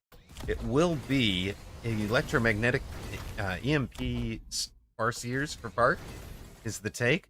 Hopefully we can get a lock on this and slow them down, slow other things down so that the hackers can get their locks and get things done. The hackers also have no tax. which is, I think, a bit of a missed opportunity. We've only got two of them. Might have wanted more in kind of the key defensive positions for Park. Yeah, Park's chaff clear seems to be the problem to me. He doesn't have splash on the Tarantula. Tarantula's splash is good against both of these steel balls and the crawlers. Now Feywa has... Oh, whoa, whoa, whoa. Both players taking replicate. Let's go. Rage and Jim says, I still like Wraith. I liked Wraith back on round 4 or so. I like it now.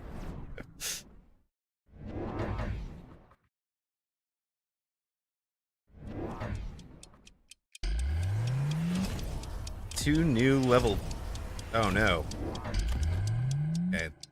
Two new level 2 AA marksman for Park. And kind of spreads out where the EMP Farseers are.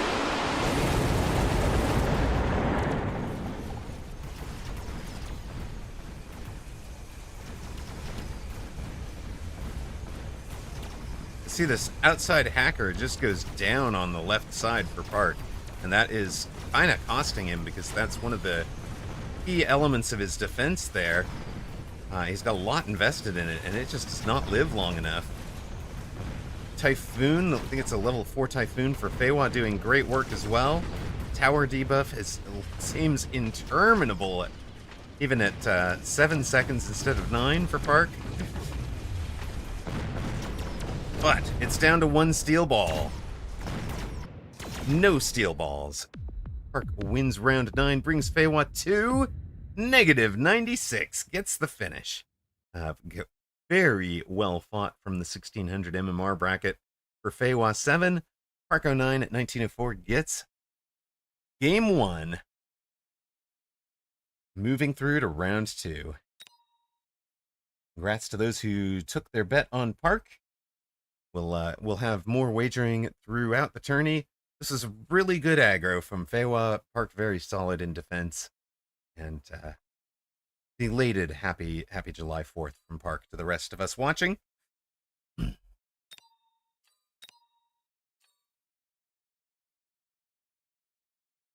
Let's see. We've got only 4 matches left in progress. We're just going to kind of go around the room and discuss who advanced and why, and what else we need to look at there. Number 1 seed, 25-15. That is Skay. Gets the round 1 win over Kanoda. Well, I don't know how to say this person's name. Reven, number 3 seed, upset by the 54 seed Lavamancer. Nicely done. Patty the Lad gets the win over Sparty. That is a huge dub for Patty. He tried my dumb strat. Oh no. Apparently not. No, if Reven and Sparty both lost, you can't make that argument. Jacked over Hungry Man. That is a whole bunch of upsets. So this tourney has not only missing a whole bunch of big names, has a whole bunch of round 1 upsets with your 3, 7, and 9 all down already.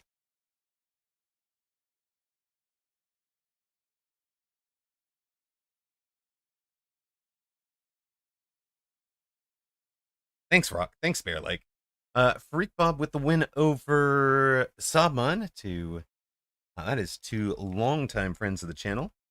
Of course, Freak Bob is the player who is formerly known as Baller, formerly known as Nightcrawler, formerly known as the Messiah, formerly known as Nightballer, you know.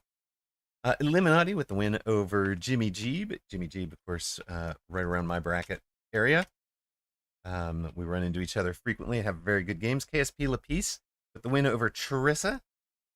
Dorgon gets his win over Ron. So order restored with the favorites winning in the 11 through 19 range.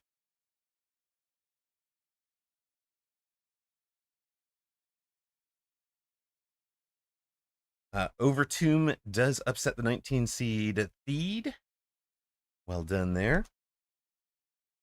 He might be overtombed. Wait, no. 21, Antarix gets a win over Merle's Tagalik. King Shi, who I am fond of. I do like King Shi from the 201, or the 401 even. Um, gets the win over Everyone's a Pro.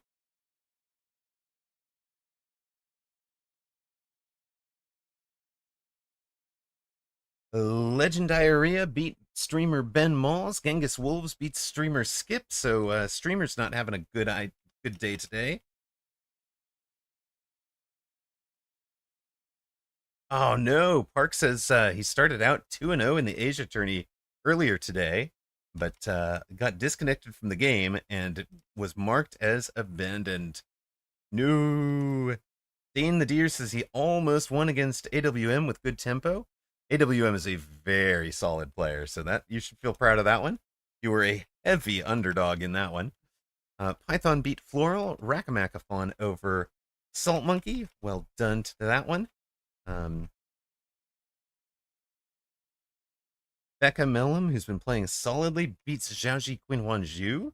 That's very solid work as well. So good players in there in that area. Rain Makes Corn knocks off Bratwurst.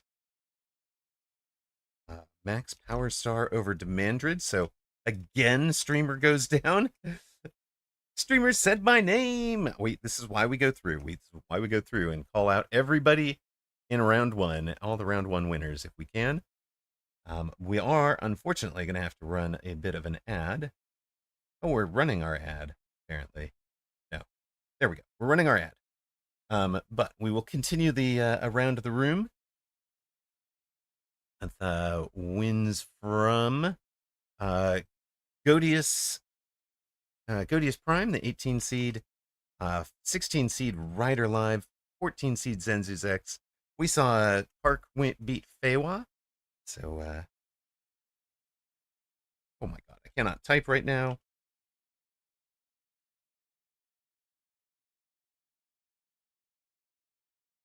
At the top end, Cursed, Azeel, Play Archer, Coldfire, and AWM, 2, 4, 6, 8, and 10, all getting their wins as well. Zeal, longtime supporter of the channel, also has been here pretty much from the start. So appreciate you guys. Rest of the group.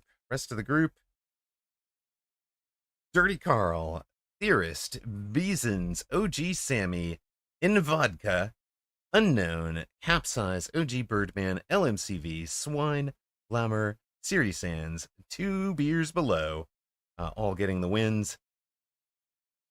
We will step further up. This is the round where you tend to get some pretty large,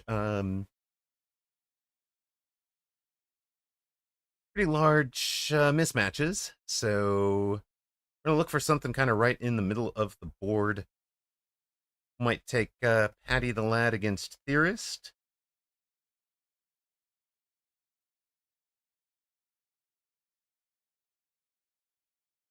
In Vodka against Ping Shi. I don't know In Vodka.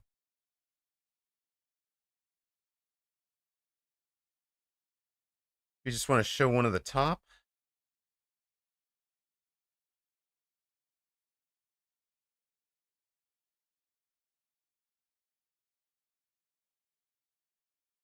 Do Becca Mellum.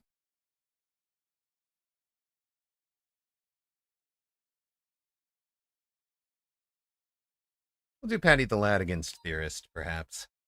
Patty the Lad was 50th seed. Theorist was around 60th, so it should be a good match.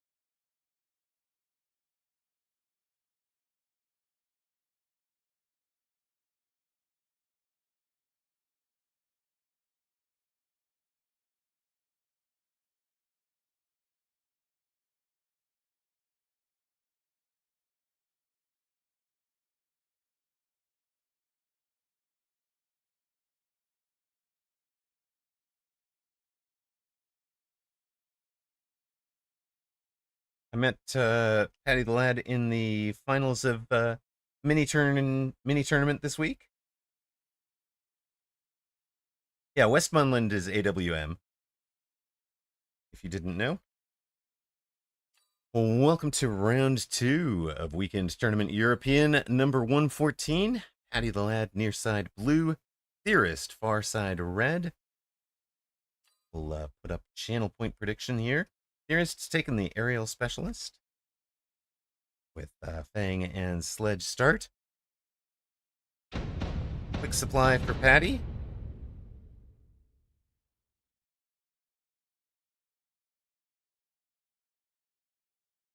Paddy wearing that mini tournament runner-up badge after losing to your streamer in that final.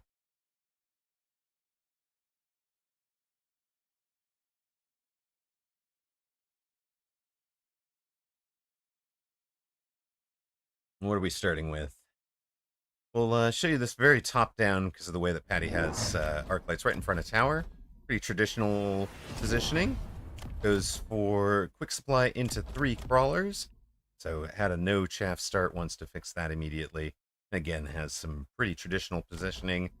Crawlers here, of course, are designed to split out to the corner, but only about half of them, maybe 9 to 12 of them will get pulled to the corner if there's a flank. Theorist, your aerial specialist, has the Sledge Fang start. Still thinking about what to add. Still has his monies and his deploys. Paddy will float 50 to next round. You don't want, if you are spending your quick supply monies on this, you don't want to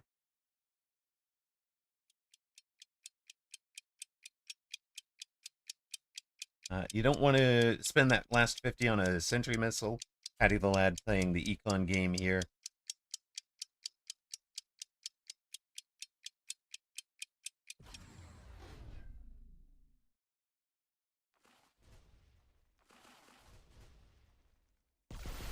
And Theorist adding the arc lights.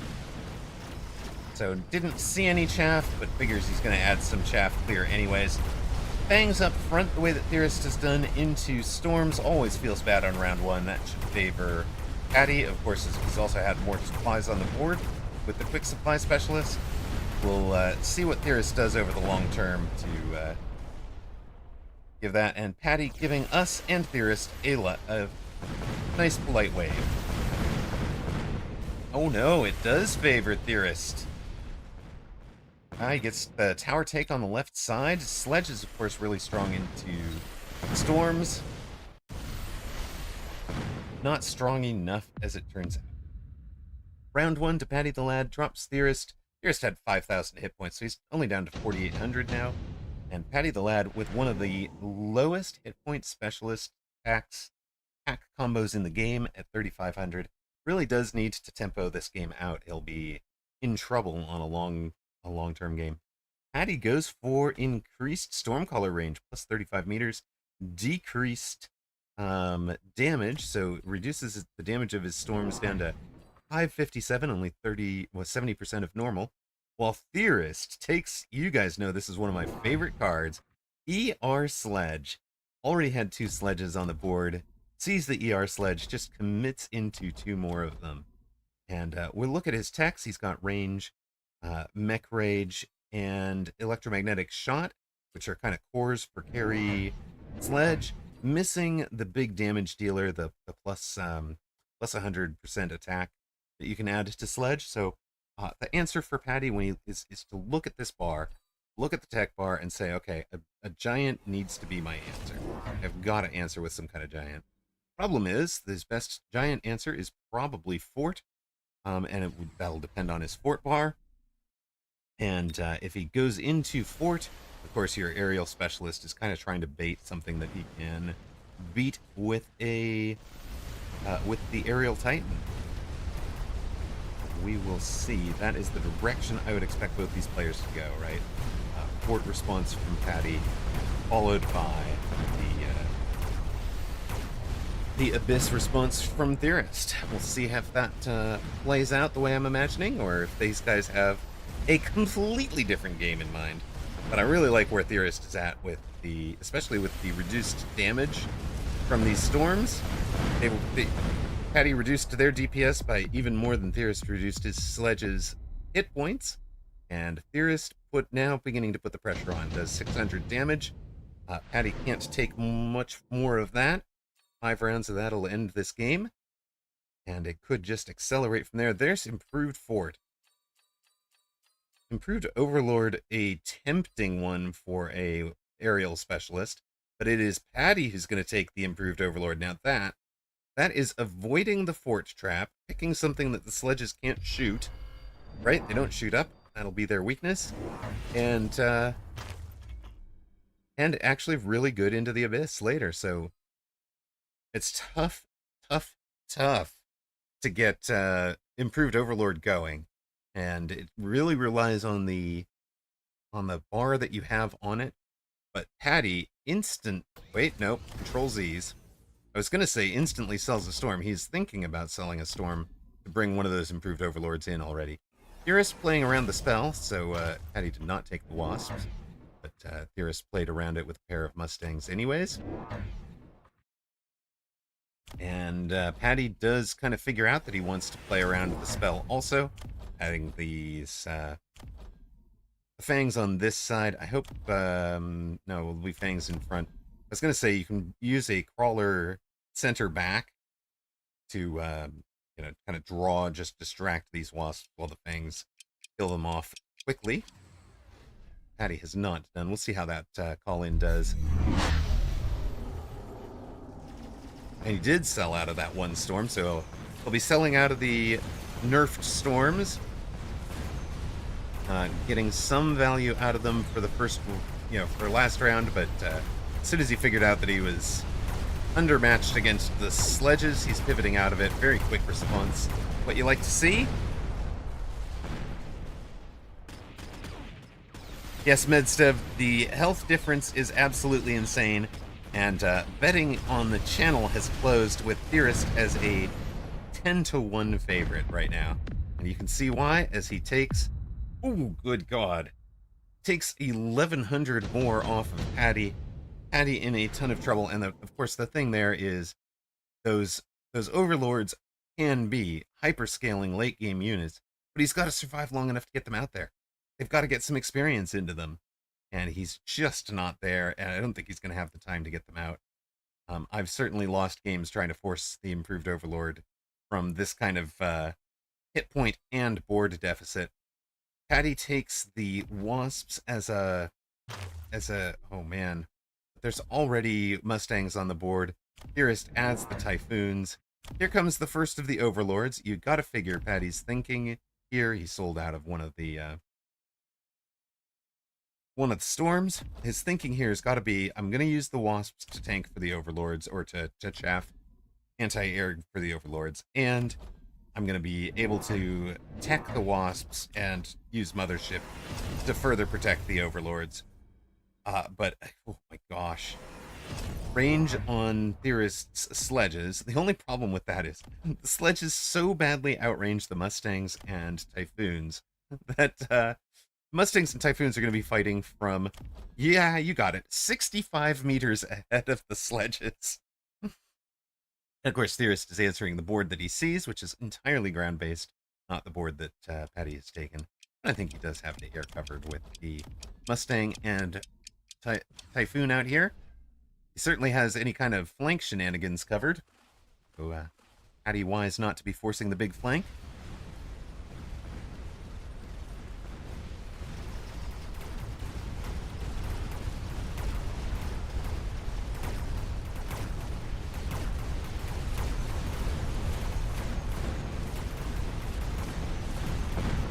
Yep, the Wasps go down hard to the Mustangs and Typhoons, but you can see the Overlord on that side has cleared out the anti-air because, again, the Mustangs and Typhoons came so far out in front. Question is, can the sledges tank for long enough for the anti-air to get the job done? Because now the sledges are pure chaff. They'll just drive out in front as long as they aren't targeted on. Oh, they did get targeted on. It's going to come down to one fang.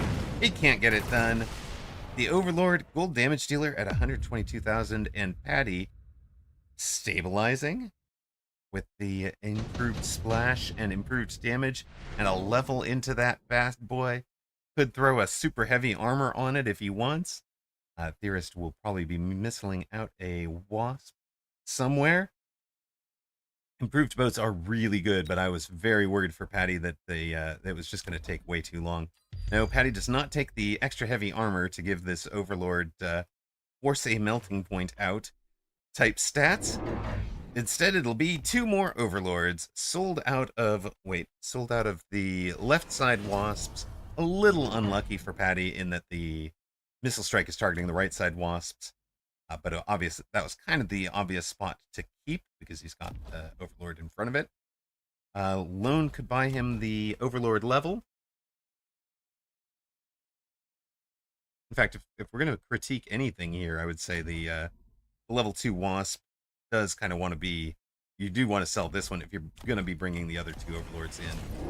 There's a loan. It's not a loan, actually. It's just a mass recruitment to bring in 1 marksman. Are you worried about Phoenix?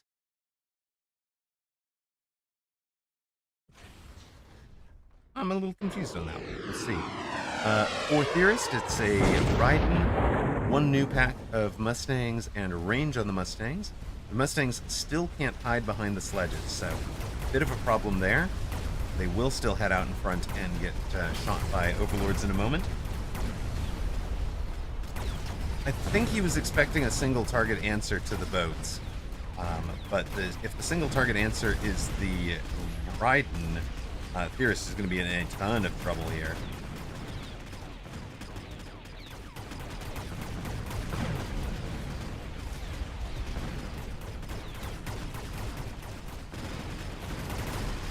I mean, I think that marksman has been relatively meaningless, but the boats are going to clean up yet again 1 survivor. And here's the thing, they've got experience, they can level on either side, or both sides this round, and Patty hasn't even teched them yet. So Theorist in a lot of trouble right now. Super heavy armor offered again, come on Patty. You know you want it. Elite Phoenix should be Theorist's answer here. Theorist, dude, you're an aerial specialist. When Bear Lake gives you the answer to the boats, you take the answer to the boats, okay? All right.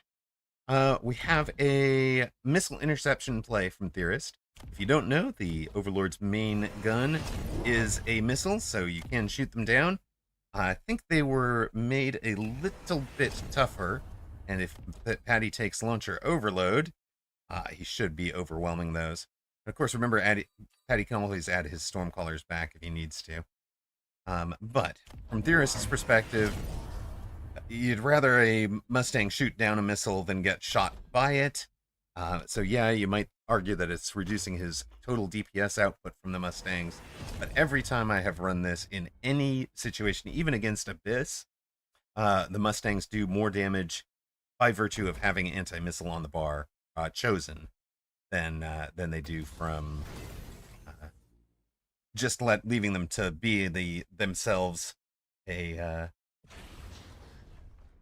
just leaving their DPS alone. EMP, no, there was no EMP. Patty has gotten 2 techs and a 4th Overlord out. No levels, just many. Of course, the range is going to give those anti-missiles a little longer to work on each individual missile. You can see how few missiles are landing. Theorist clearing the ground game right now, and now it is just Mustangs out in front.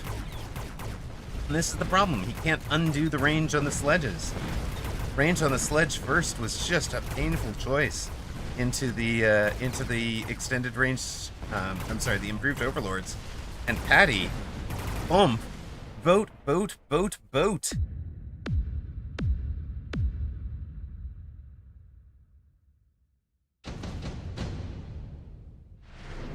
Steve French says, I just got matched with a plus 400 MMR opponent. What's the point even? Dorgon's answer is hard upset for me. A deserved win from a 1300 MMR. 550 MMRs below Dorgon. gets the dub. We'll see who that was. And we might even have to give that person some airtime in their next game. It just says he got... Not if all the drops are better for them, yes. 2 scorpions. Why? 3 scorpions. Still, why? I mean, I guess they're the drop. Don't feel like those are particularly necessary. Where's that How I Met Your Mother clip when you need it? Boats, boats, boats. We should put that one in as a redeem. And oh, we have forgotten to turn off chats. Patty, a gentleman, sending the GGs after the match.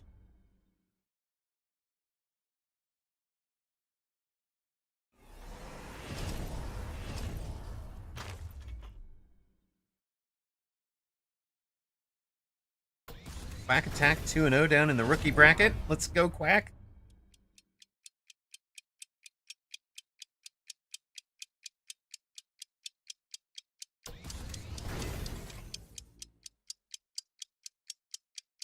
Well, this one was supposed to be a tight match.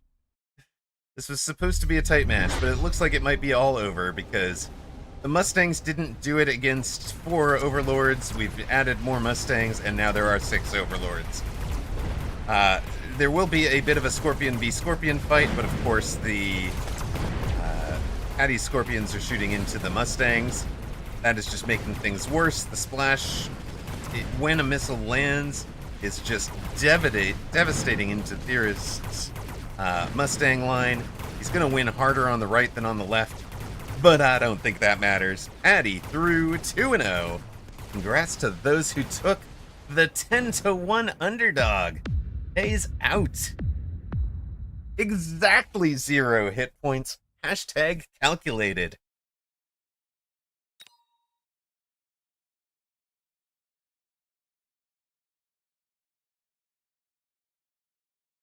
Coldfire is in trouble, according to Park. We'll take a look at Coldfire. Where is that one? Up top? Coldfire in trouble against one of the lowest players, lowest rated players in this particular tournament. Of course, lowest rated in the highest division of this tournament is nothing to be ashamed of.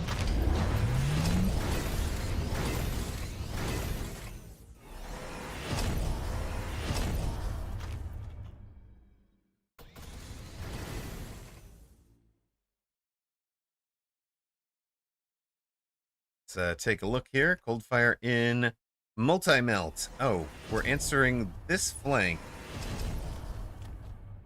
Fire, oil. Oh no. Coldfire, why are you... You're better than this. Asian region 6th place this morning. Gatito was Asian region rookie group number 5. Let's go, Gatito.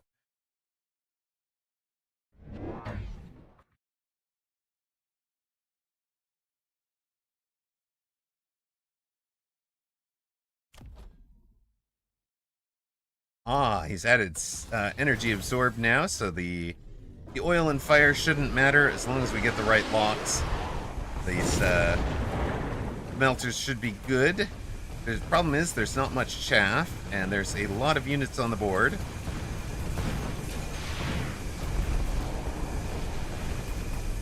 Yep, now he's going to do some healings. Trying to heal through it on the right. I'm watching that side smelter does go down. And that does not create the opening to the tower. There's enough of a pull over there. And yeah, Coldfire is not in trouble. Coldfire knows something Streamer might not. I've always gone with a Raiden defense here. Maybe there was a drop, but maybe there was not. And Coldfire winning with 4 surviving giants. Oh, this one's big and heavy. Barrier for one of those giants for sure. Oh, it was Elite Wasp from Gatito last round. Right. So Gatito, when you see somebody go into this multi-melt range defense, your answer is, I have Melter with range, I outrange you.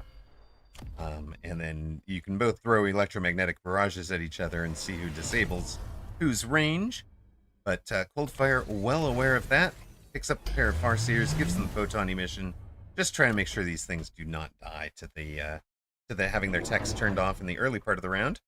Also takes some anti-missile. He's very the entire board from Gatito is anti-missiled. Anti-missile.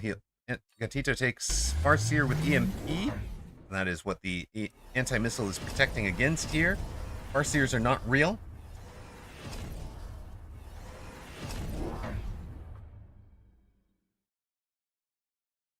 Farseers are real. They see far, but they don't do anything other than see. They also do have this exact same range as the Melter. At this point, with temp range at 140.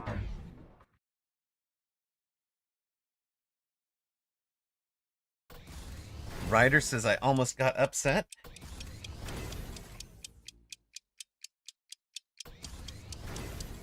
There have been a bunch of upsets already.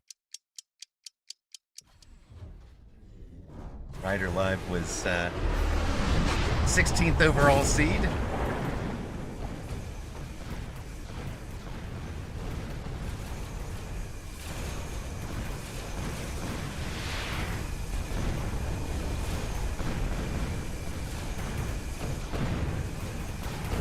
Yeah, those multi-melters, the anti-missile, of course, the just like the Overlord, the main guns of the Phantom Ray are missiles. So shooting any of those down helps.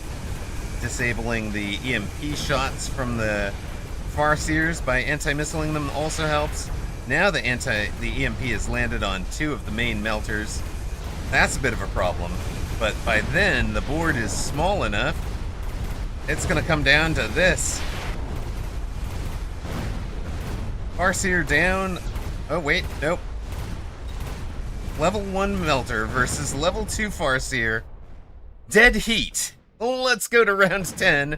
Let's go take a look at the sky. We still fall through the floor when there are no units left sometimes. Lightning Storm, that is not good for the Wasp player. Please put it on this side. I know you're winning this, you're losing this side, but win this side harder. Shield there. Heals on the Rhino no longer helping because of the EMP. Camera's so shocked by the tie that it lost focus, yes.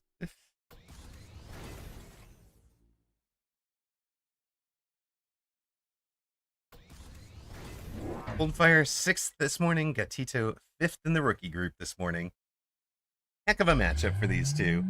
The camera got EMP'd at the end. Uh-oh. You're going to try to anti-missile me. Anti-missile this. The burst mode for the Phantom Ray.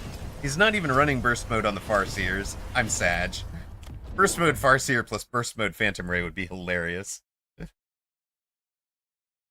Munin says that Ryder Live, who won against him, has to go on to win the tournament, okay? That way Munin can feel good about himself.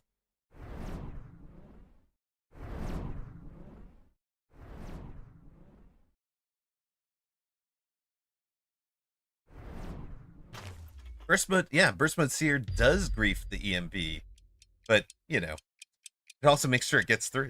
But you're right, the EMP duration, what Drake is explaining, so that I'm clear about this, the burst mode reduces the rate of fire of the Farseer.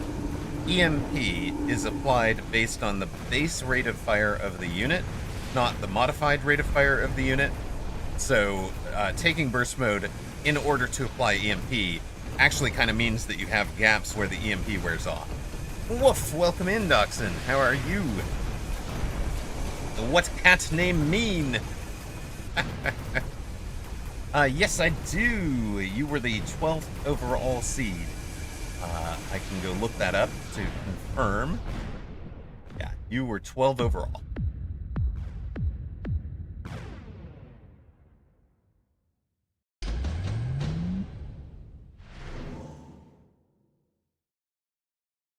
Three of the folks ahead of you have already gone down, so 9th of the remaining players.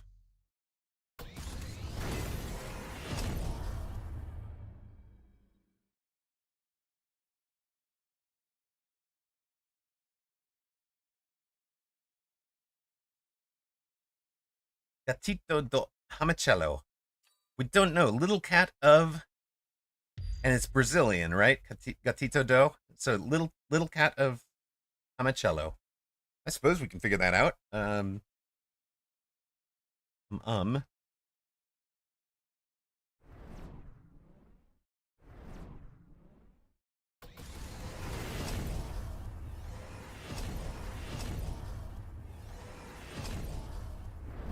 It's Hamacello's kitten.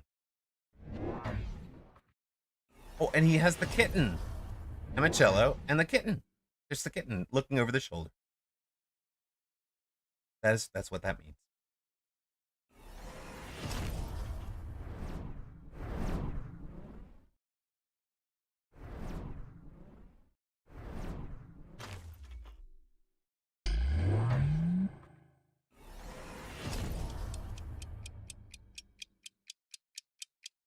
Wait, did you just change your name?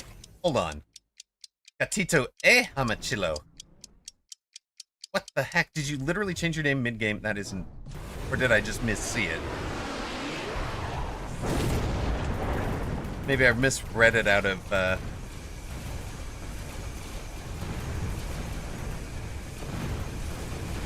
Yeah, Gatito e Hamacello is kitten and Hamacello. So...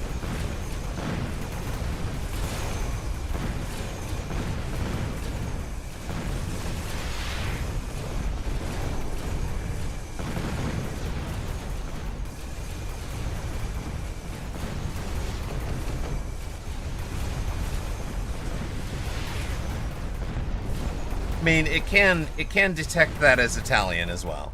So Gatito and Hamacello if it's Italian as well. Their name did not change mid-match. Thank you for checking the clip.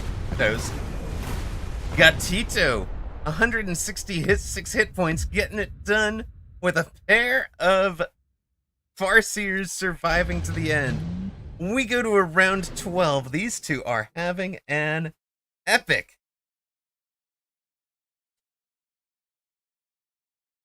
Oh no, Quack Attack.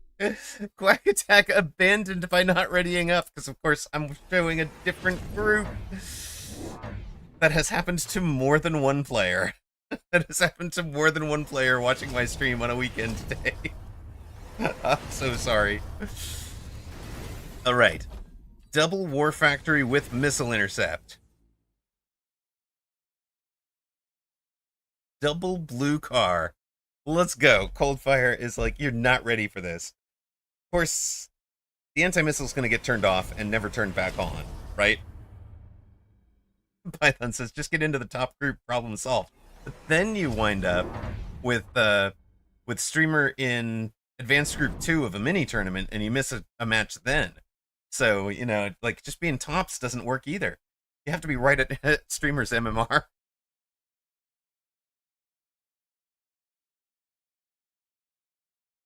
Yeah, 4 tact wasps with range and ground effects. 3 tact phantom ray with burst mode. I don't know that these war factories have enough hit points. I think the missiles are going to get through at some point.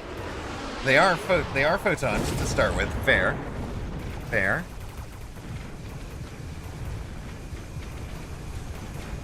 The photon keeping those, yeah, 1 down. They don't even live long enough to get EMP'd, guys. They bought some time. Can the fangs do it? I don't think so. 2 melters left that haven't been EMP'd. The super heavy armor, 400,000 hit point, level 5 melter is down. There's just 4 Farseers left. Now, Gatito, if 2 of those survive, we will have a 13th round. And that is exactly what we're going to have. A 13th and crazy. No, we are not. The melter gets it done at the end. Coldfire. Gatito put up one hell of a game. Let's go. Well played. I have a new favorite player in this group. We're going to be watching Gatito next tourney. That was amazing. Let's go, Gatito. Um, Skay with the win, Coldfire, Play Archer, Cursed, Parko9, Zenzu's X, Rider Live, Godius Prime, Antarex, Rakamakathon, the favorites all winning this round. Genghis Wolves, Becca Mellum, Overtomb, and Paddy the Lad was the favorite against Theorist. Lavamancer, slight favorite against Dirty Collar, gets the win. Dirty Carl gets the wins. Beeson's only upset we had against Jack. In Vodka, Legend Diarrhea, Python, Rain Makes Corn, Max Power Star with wins.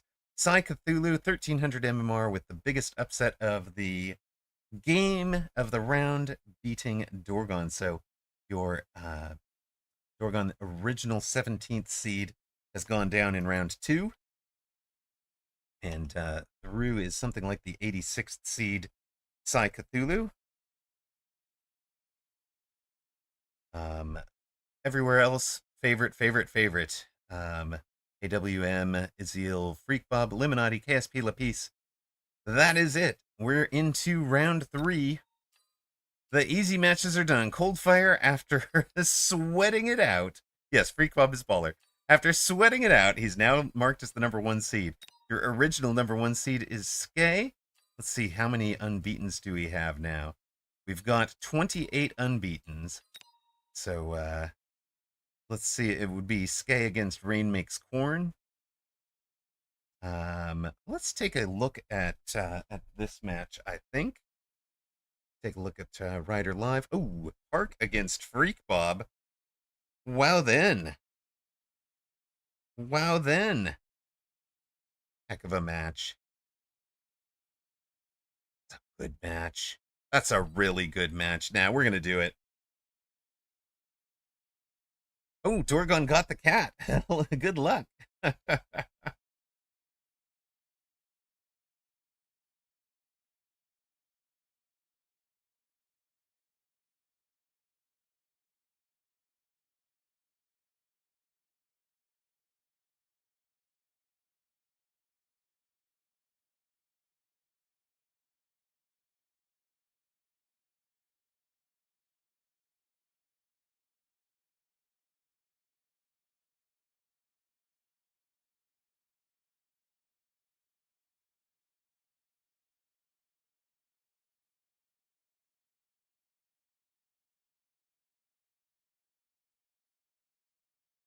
Channel point predictions are up for this one. Welcome back to those of you that suffer through ads for the privilege of listening to the cast.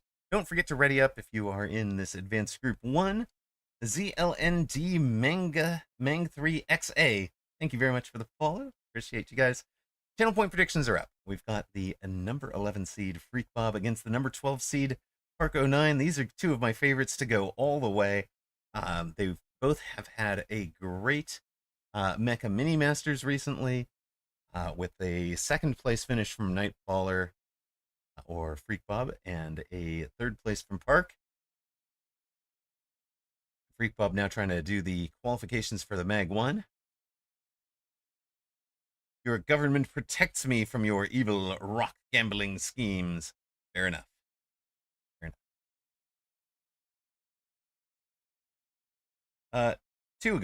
2 ago, not most recently. Right? Oh no, yeah, because you were the one that didn't wake up in time. Guess it was 4th. Guess it was 4th, not 2nd.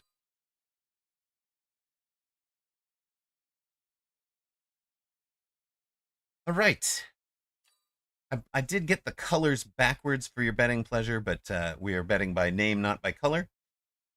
Near side in blue, number 12 seed from this tournament's opening seeding, Park09, who we saw in round 1. Marksman Specialist, Typhoon Specialist, takes the Marksman Specialist with 3 Marksmen already on the bar and Tarantulas. Great fun pack to run. His Marksmen are not running Assault mode, so that's not the play here. I expect actually a relatively standard in defense from Park, at least with this formation. Freak Bob, Quick Supply Specialist, starting with Steel Ball and Crawler, jumping around a couple of things. Of course, Freak Bob has won multiple tournaments and is my Vanguard season strongest opponent defeated. But this is actually Baller. His won tournaments under the name is Baller, the Messiah, Nightcrawler. You guys have probably seen him around under all sorts of different names. But he has decided, I think, on the name Nightballer for streaming, at least. We'll see if that settles in on a overall as an overall name for his gaming as well. Of course, he's running the Mechabellum icon because he's been banned for trolling the Chinese Communist Party with his PFP. Nightballer is a great name, Toast. I love it. I love it. Wait, what? Yes, no, he has the Freak Bob PFP, but I don't see it. Yeah, you don't see it. I see it when I look at you in my strongest opponent beaten, but it gets blocked by the game client.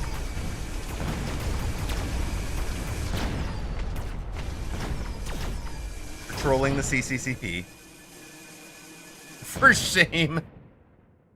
How dare one troll the CCCP? No, I take no side. I take no side in that fight.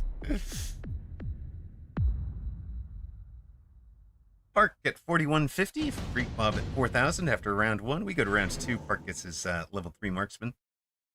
Laser sights for Orange Man, good, but we've also seen that Park liked to take a lot of Wasp Swarm. He'll take mass-produced Scorpion instead with the steel balls already on the board. Mass-produced Scorpion, of course, reduces the attack by 20%, but you don't care if you one-shot the unit that you're buying them to defend against, which in this case is the steel balls. Freak Bob goes for that. We saw this in game 1 against Park. The extended range steel ball. Steel ball with laser sight to get up to 65-meter range. My range on them, get them up to 105-meter range, and all of a sudden you've got, like, mini melters. No, on a different account username and PFP. The Freak Bob does not troll the CCCP. Not that I'm aware of, anyways.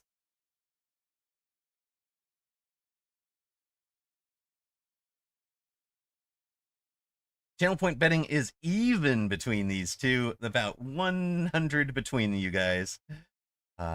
With Park09, the slight favorite. Fluffiest Princess says it's a very early Scorpion, but it is mass-produced. So 50 to unlock it, but it gets an opposite steel balls, and it still one-shots them at an attack of 85,000 versus 8,500 versus 4,500. Defense, unfortunately, one that it's turned into a chaff clear roll. Oh no, no, not like this. Yeah, needs some more chaff clear out there. Chaff clear going down to the Stormcallers for Freak Bob.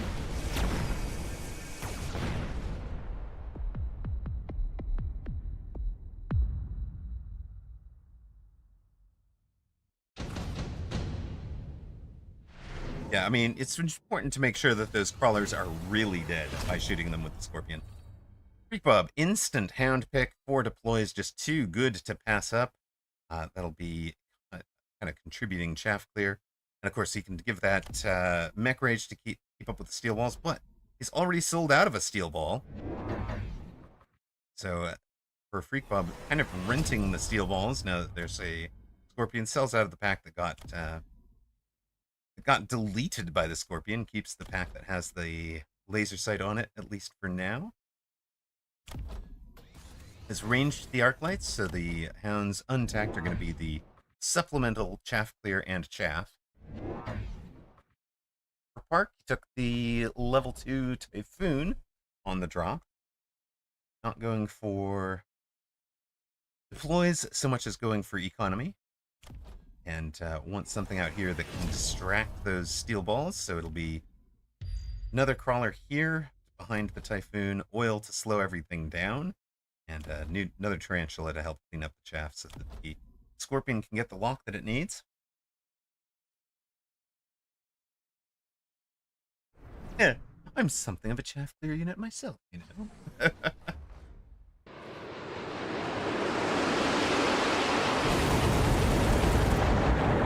For Park, there's no crawlers out in front. You know, he's not using the running crawler, and his crawler positioning is so deep that the tarantulas do get insta-locked by those storms. I feel like that was something he could have fixed with a crawler deploy this round, since it was observable last round as well. And of course, the Scorpion is not out here to do the job against the steel balls. In fact, there's nothing out there to do the job against the steel balls. They get another level if they want it off these Typhoons. No, not quite. The round ends before they're able to go get the all the way up to their level. They're, 400 XP short. But Freak Bob in command, multiple-time tournament winner. For a little while, it was pretty funny. His only tournament wins were by beating Apucci in the final. But, but, Apucci is not here. Apucci is on vacation. Got a 3-week, well, it's a 3-weekend, 2-week trip going.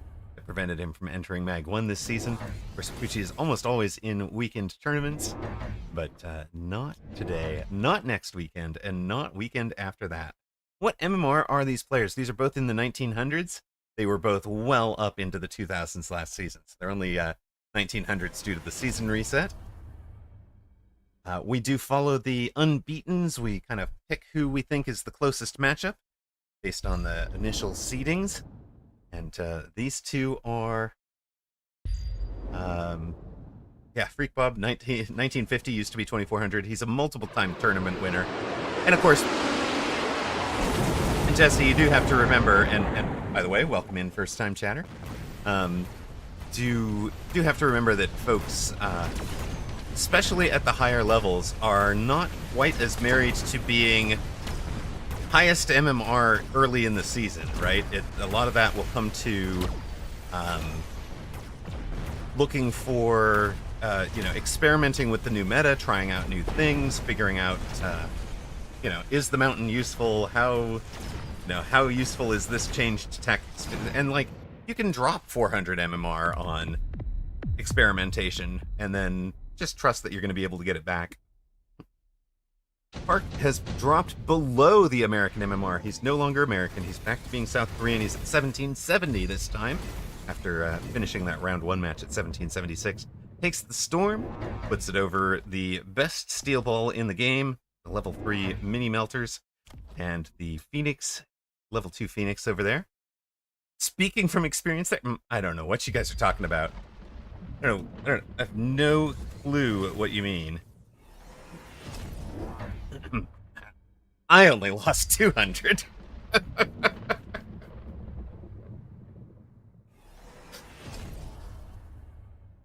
And I mean, to be fair, that I only lost 200 after regaining 100 plus of it.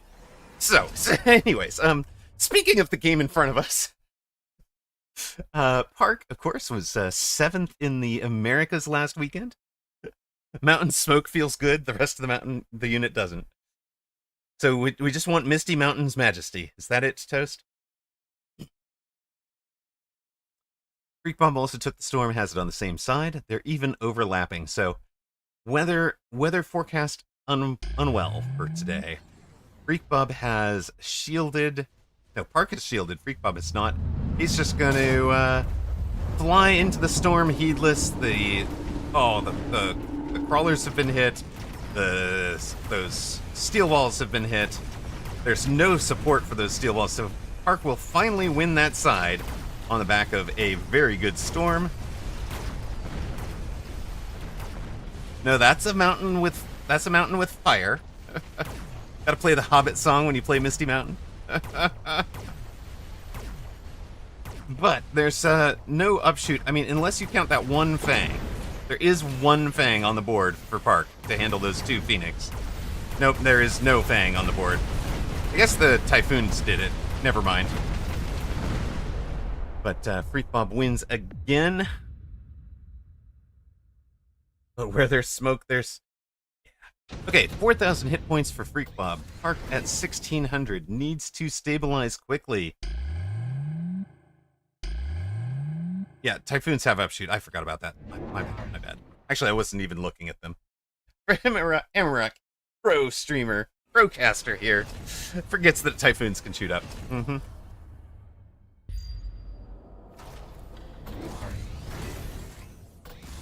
Something like that. I'm going to take a little break and get some coffee. Chat, you guys can take over the commentating. Apparently, I'm not awake yet.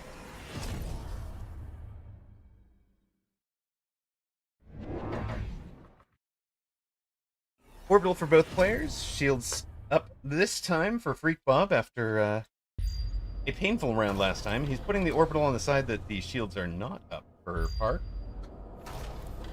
Park has built out a complete line of tarantulas, now protecting the tarantulas with anti-missile Sabertooth. Freak Bob has taken high explosive anti-tank shells. The price of that went up from 100 to 150 this season. Faustenberger taking over the commentary says it looks like there's a bunch of robots down there, and some of them will probably blow up.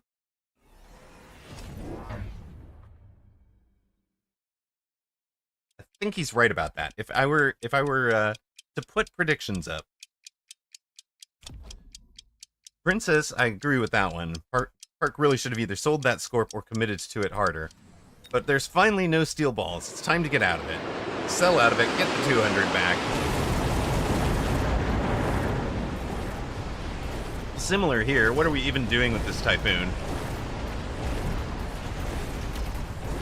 Why do we own a Typhoon, team?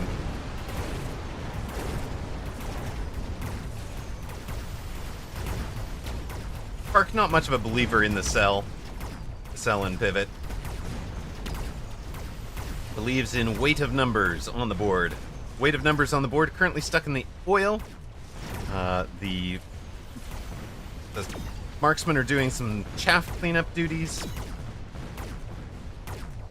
We are down to just Typhoons stuck in the oil. And Freak Bob winning another round. So 6 rounds in a row for Freak Bob. Park down to 500. And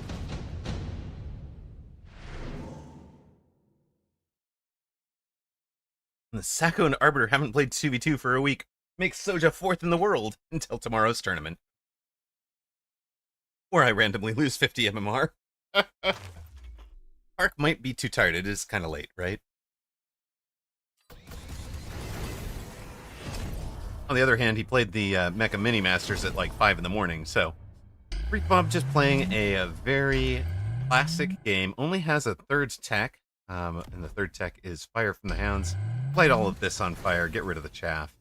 Park picks up a pair of level 3 Phantom Rays from the unit drop. Freak Bob also did, but sold one of them. Park finally does sell out of the Scorpion, yay. Has his own oil up.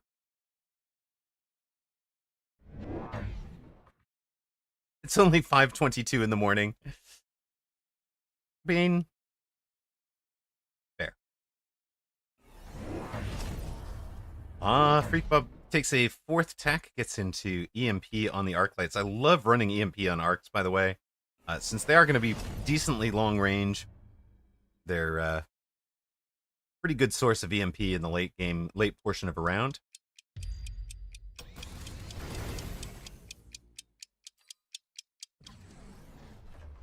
Park adds 1 Wasp. There's not a great amount of upshoot, but the unluck continues for Park. That is going to be on the side that the level 3 Phantom Rays are on for Nightfaller, Freak Bob, however you want to think of him.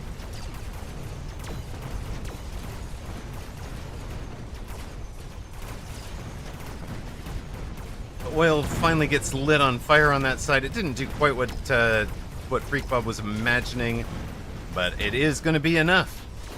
GG.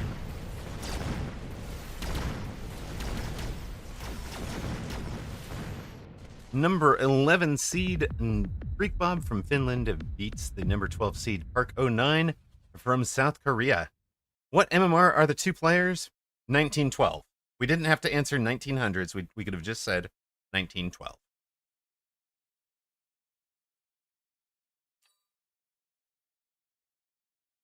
Yes, him being the same MMR as you is pretty absurd. Finno-Korean Hyperwar version 2 won in the end by taking Stormcallers onto Tarantulas from center. You've got to distract those the Stormcallers. And I think one of the things, I called this out around round 3. One of the things is we never got the either the running crawler or a early distraction crawler. And that was letting these two Tarantula storms in the middle get very early locks on our level 1 Tarantulas. Eventually added this crawler to try and solve that. But I do think that a crawler just further up at the front line to lock those storms early, pin them back where they were, right, so they don't get to advance on you a little bit. Make them kind of stay where they are for their first volley or two, and then whole rest of the game is going to engage differently with your crawlers distracting them. So I think it's a positional thing in terms of a chaff positioning that made this one so bad. Congrats to those who took Freak Bob. We'll look around. It looks like maybe we check in on. Let's show Ezeel against Illuminati. Is Illuminati going to be able to turn this around?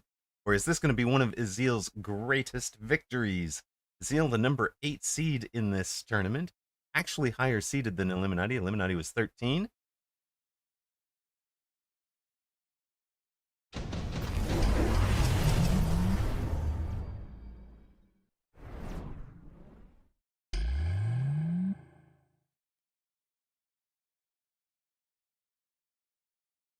Ezeel, fortified specialist with some mass-produced sledges that are wearing armor and an additional deployment slot. Illuminati used the additional deployment slot and marksman specialist. Now into an Abyss with missiles. Illuminati has been playing a lot of Abyss, so you kind of have to expect that. Ezeel's answer, a ranged melter. There's a distraction flank to ensure that that melter isn't pointing forwards. And a whole bunch of hackers to hack the distraction sledges, the mass-produced sledges. Hacker, of course, really good into Sledgehammer, just they don't retarget very well. And if you can get them all to shoot at the same target, because people like to play them in a line, so their firing sequence is all together. And even if their firing sequence is offset, they're still rotating to face that hacked, whatever the hacked unit was. So the Abyss is going to have a great round for Illuminati. I don't see this round ending well for Ezeel. The Melter is as distracted as anything else, and the Abyss is going to finish it out. So, hello, Donnie. Welcome in. Yeah, Moonwalking Abyss, hacking a melting point. Oh, you hate to see it. Wait, Gatito beats Dorgon. Let's go, Gatito. Hell of a run from our playing in the rookie division this morning. It's a win over Dorgon after giving Coldfire, of all people, an amazing match in round 2. Go, little cat, go.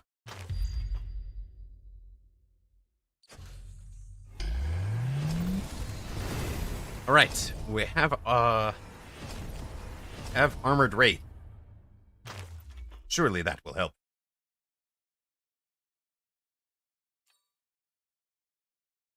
Ezeel, are you also buying an... You are also buying... All right. Nope, Control Z... Wait, what? Selling the Melter to buy 2. Let's go. 2 Snacks Abyss for Ezeel. Now, if you don't remember, Snacks was... increases the attack by 20% now, which is different. So he's counting on winning the Abyss versus Abyss and restoring hit points equal to the enemy's hit points when he kills the unit. Yeah, Fluffiest Princess says that many hackers means every round is a complete blowout because if it works, you don't just kill your opponent's stuff, you steal it, and it then damages their player hit point. And if it doesn't work, you get absolutely rolled because hackers are feast or famine. It is true. It is true. Stolen unit does deal only a quarter damage, as Park pointed out. And but Princess, Fluffiest Princess, it is the answer to how do you close a game out in round 3? The way to close a game out in round 3 is both players buy nothing but hackers, and whichever one wins the hack-off, whoever wins the hackathon does enough hit points to close it out in round 3. There might be some other Fool's Mate style endgame positions, but that is my favorite of that we've seen. The hackathon, exactly. Alright, plus 20% damage. Now with the debuff, there is a fully healed Abyss. 1, 2, working their way across the board. There's those hackers do not hack flying units. Of course, the Abyss have to turn around if something behind them gets hacked, so that's a bit of a problem. But his Seal closes it out. Oh, does he close it out? The Melter got hacked. He does not close it out. We do not fall through the... I spoke too soon. Curse of the Commentator every time. Azil down to 418 hit points. Illuminati at 909. Ion Blast up. I think that both players pretty much have to take this one. How have we twice gotten into games that saw ties this deep into the game? That was an actual draw. That's the camera falls through the floor in an actual draw. No player takes 0 hit points.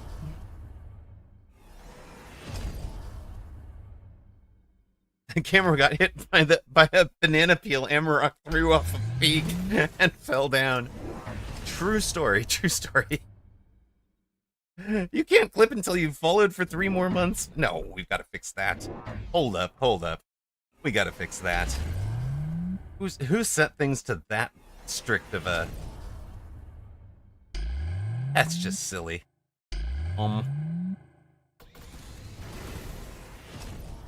Content? Clips?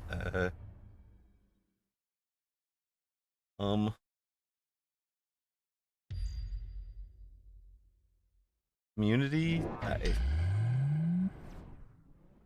Anybody know where that setting is?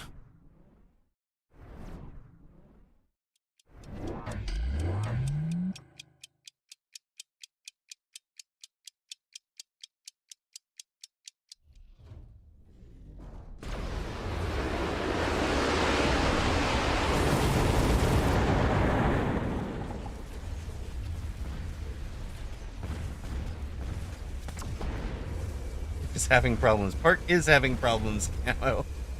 It's true.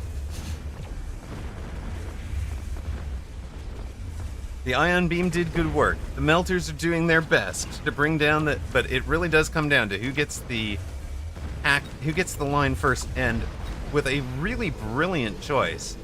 Azil took vertical sweep, so they do an extra 50%. He's increased this Abyss attack by 70% and has the swarm missiles. Azil, brilliant Abyss finish with the Abyss versus Abyss, getting the job done. Of course, we are going to steadily Abyss laser our own units, but that's fine. That's fine. Azil, congratulations, sir. You have beat Illuminati. Illuminati eliminated by the number 8 seed Azil. And that is might be one of Azil's biggest wins in terms of established player name. Even if not in MMR, I think Azil has been well above this MMR in terms of who he's beaten before. But tremendous work for Azil. Illuminati, your 13 seed out, 12 seed also out. Let's take a look and see what else is going on. Coldfire finally kind of recovered from that earlier game with a win against Psy Cthulhu, our 86th seed player. makes it to round 3, but finally does go down. Zenzuzek beats a Lavamancer, who was 54th seed, also out. Antarix over Overtomb. So another one down to somebody who is a pretty heavy favorite in that match. Genghis Wolves beats Legend Diarrhea, so I'd no longer have to say that name. Thank goodness. Please change. Skay over Rain Makes Corn. Our 201 guest. Let's figure out the name here, because that is important. This is not Blue Hair, right? This is here.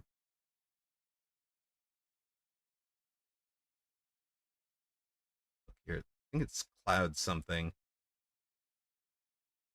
Oh, Liu Kang. Liu Kang is the name. To Liu Kang with the win over Rider Live. Liu Kang was high seed. Where was that? I don't have his original seeding listed. We did see Ezeel over Illuminati. Freak Bob over Park. Filet Archer gets the job done against KSP Lapis. So 12, 13, 15, and 16 all down. Max Power Star. Whoa, wait a minute. Max Power Star, number 20 seed, upsets AWM? This tournament is wide open. Wild. Python beats in Vodka. Python, well done also. Rackamackathon knocks Becca Mellum out of contention for... Becca Mellum has won a tournament previously, so this would have been her second. Patty the Lad pretty much outclassed, I would expect, by Godius Prime. Well, just a big MMR difference there. That'll end Patty's run. Beesons, hold up. Beesons upsets Cursed? What? What is even happening? Okay. Just to recap. Nothing to see here, but the 2, 3, 7, 9, 10, 12, 13, 15, 16, and 17 are all out of this match. All out of this tournament. That leaves us this 7 of our top 20. No, 8 of our top 20 seeds remain. 8 players out of the top 20.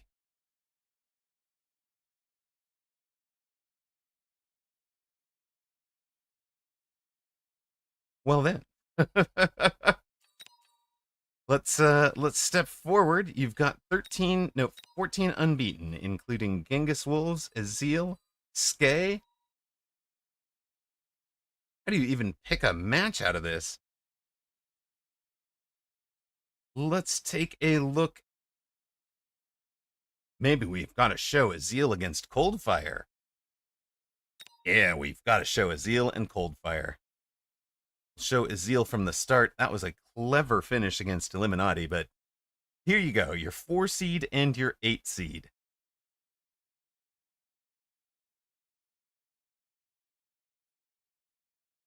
Hello. Welcome in, Mortar Mike. Got in a good nap. Popping in again to say good luck with the stream and a happy Saturday. Thank you so much. I really loved playing Peak with you. True story, Mike. True story. I injured my knee during our Peak co-stream. Managed to, when we did that break for food, I managed to jack my knee up stepping over a fan in the house. So it literally feels like I fell off a mountain with you. Check Mortar Mike out. Please give him a follow. I'd really love to see Mike get up to partner. So, if you can give him a follow, give him a lurk. I absolutely guarantee this man will make you laugh. He puts a smile on my face every single time I go over and watch his stream. Thanks for dropping by, brother. And I'm definitely looking forward to playing Peak with you again. He's, oh man, I'm black and blushing. Let's go.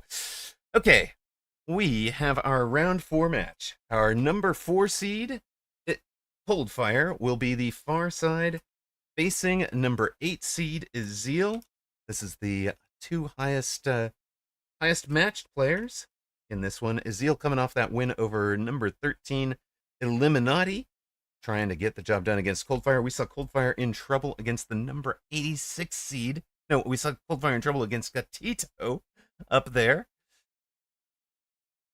Okay, man.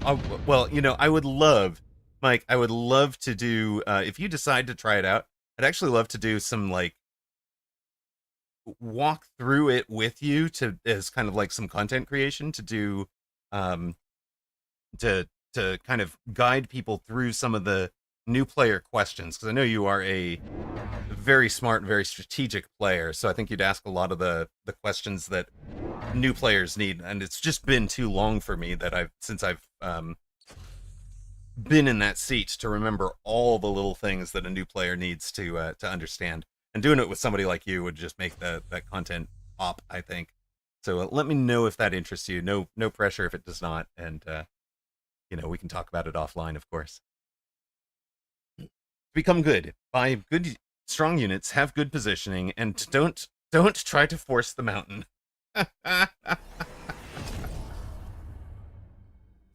Yeah, being able to build armies without resource harvesting, it's a concept. It's amazing. Impermeable, thank you for the follow. Python3, thank you for the follow. Welcome everybody to round 4 of Weekend Tournament European number 114. Azil, number 8 seed in this tournament, is nearside, and blue coming off that win over Illuminati. Fire Badger Specialist starts with steel walls outside of the towers, crawlers right in front, and hounds on the line. Hounds on the line, let's go.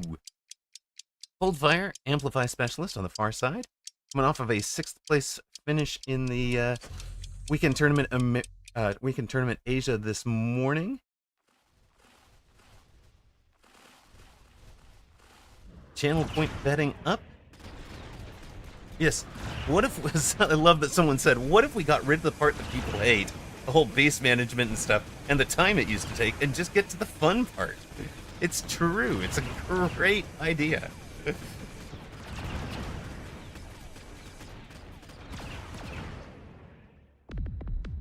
And just an immensely fun game. I'm 4,400 hours into it and still see things I've never seen before. Azil's counter Abyss play to beat Illuminati was just amazing, with Illuminati already in the Abyss and the hacker.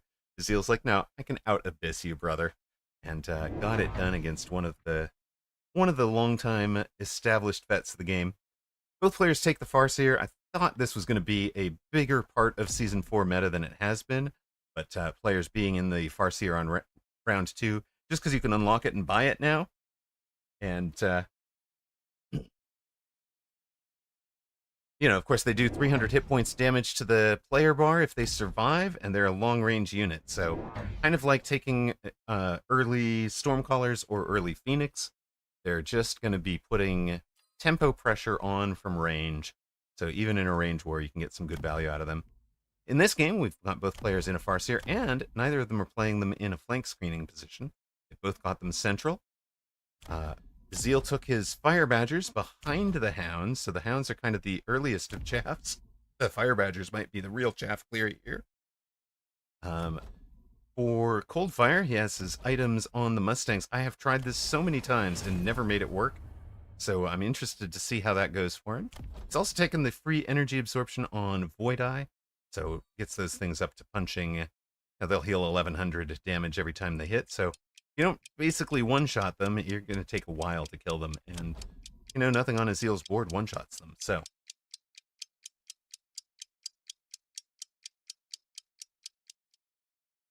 Coldfire, the heavy favorite in this one, as you would expect. Coldfire, a very, very strong player. Azil basically making the jump from the Amarok level to the exceptional level right now.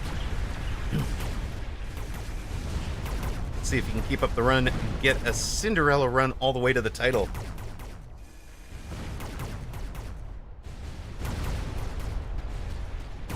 The field is wide open with a whole bunch of our top 20 already eliminated and a bunch of notable players out, either due to summer vacations like Apucci or Mag 1 commitments this morning. There was a 4-hour Mag 1 ladder this morning, so that took a lot of people's time and energy, and some bunch of folks who were in that skipping the EU tournament afterwards. You just tough to. What does it take to get to the exceptional level? That's a hell of a question, Kamos. I love it. Azil haste module here. It takes swag. I like that answer.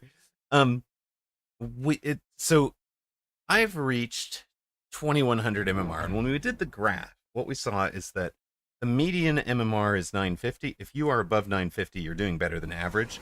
The actual average MMR is around 1000, but it's a weighted tailed graph. So there's more, players above 2000 MMR, and there's no players below 0 MMR because there's a hard cap down there. So the average is higher than the median. 1150 puts you into the top 70th, the 70th percentile or so. If I remember, 1600 got you into the 90th percentile. 1800, I think 1700 was 94th percentile, 1800 was 97th percentile, and 1900 was top 99th percentile. So you're already 1 in 100 if you're above 1900.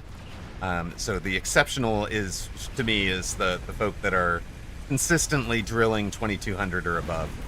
That is, just incredible to me. Especially the folks like Apuchi who do that while streaming. That is just insane to me. How you guys manage that kind of consistency and focus during streaming is incredible. As you can tell, I will get distracted and miss commentating an entire round because somebody asks a good question. 3178 for Azil, 5000 for Coldfire. Azil takes another haste module. Likes that. I actually really like haste module on using a flank screening. For me, it would have been a flank screening Farseer or flank screening Wraith. Coldfire getting this last round done with the flank Phoenix down here. He's got jump drive, so I expect him to pull that back out.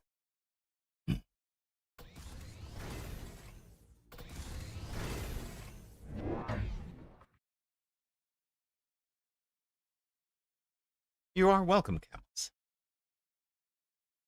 Range on the Fire Badgers, 3 of them last round. Well, 2 of them last round, 3 of them now for Azil. Oil on the ground that he can light on fire.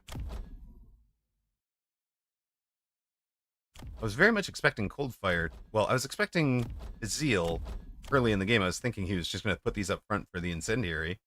But now he's really built into a crawler-based board. And this is something that Azil has dramatically improved. Look at the shape of his crawler board. He's got 2 deep, 1 kind of late mid, 2 kind of early mid, 3 early, and then the hounds that he's using as chaff instead of actual chaff clear units. They're sort of supplemental chaff clear. 2 haste module ranged Badgers. Let's go! So with the bonus 10 meters from the specialist, these things have, not the crawler please, these things have 110 meter range. They are feasting on those Mustangs. Yeah, you might have flanked the tower and even gotten the tower. It's a level 2. There's not going to be anything left by the time you're done over there, but the only upshoot is the Farseer.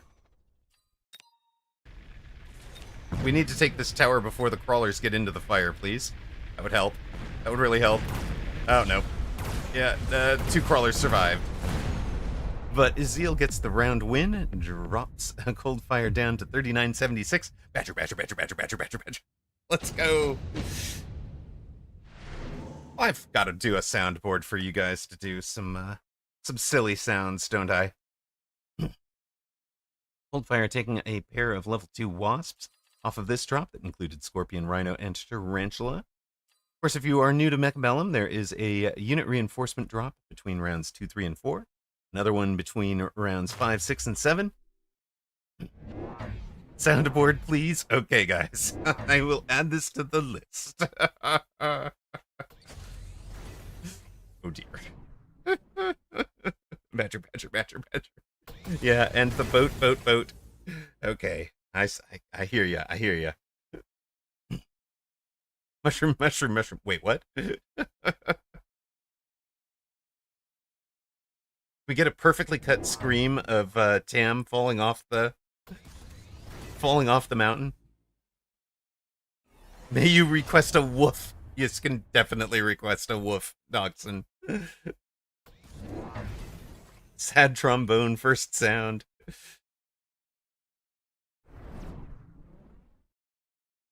Toast is like, wait, hang on, I got this. All right, Toast is in charge of the soundboard. I'm doomed. Doomed, aren't I? All right, you might have badgers, but I have Vulcans. And what are Vulcans if not big badgers? They are targets for Azil scorpions.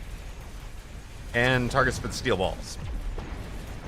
And pretty much the Farseers hang out behind everything else and feast off of the wasps. So Azil looking pretty solid. Realistic door knocking sound. .mp3. Oh wait, Robot Devil's Hands. We need to get you into the. We need to get you a sub then, because you've got the yeah, exactly. There you go. Oh no. Oh no.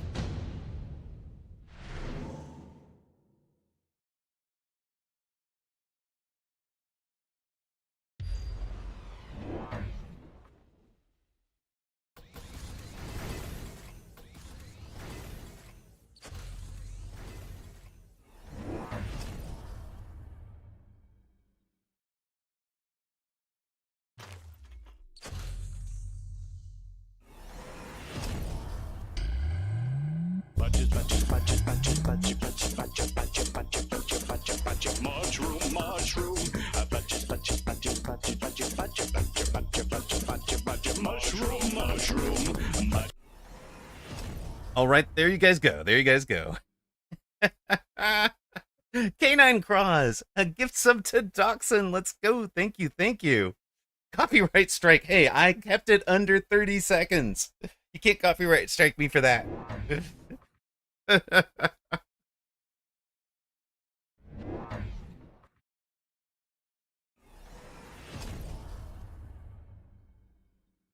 Also, Racing Jim G, I don't know if you saw, you got a gift sub to Unfaithful after I raided out to her last night.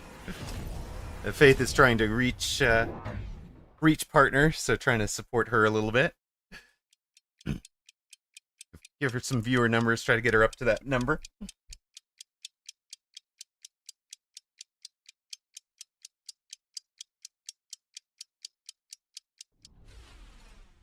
But I thought it was funny. I was like, oh, that's one of mine. I guarantee that's the only way. That's the only way that Jim has found this channel.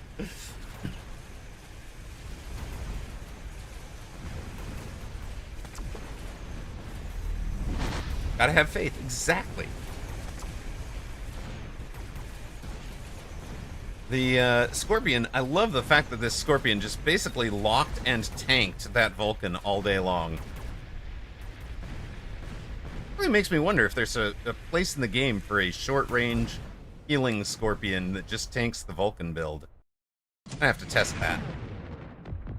Badgers beating Vulcans, quite the sight. Azil doing the business against number 4 seed Coldfire. Now, we saw Coldfire get in trouble against Gatito. Coldfire turned it around against Gatito. Azil is no Gatito. Additional deployment slot for Coldfire this late in the game? I think that one's going to be tough. So just says, stop testing things that beat Vulcan. This is forbidden knowledge. It's true. Vulcan melts. Melter destroys. Yeah, fair. All right. Now, hold on. Coldfire has doubled the DPS of the Vulcan. Why is this attack? I've never known. But, yes, you can increase the damage of your Vulcan by 100% with no downside for just 200.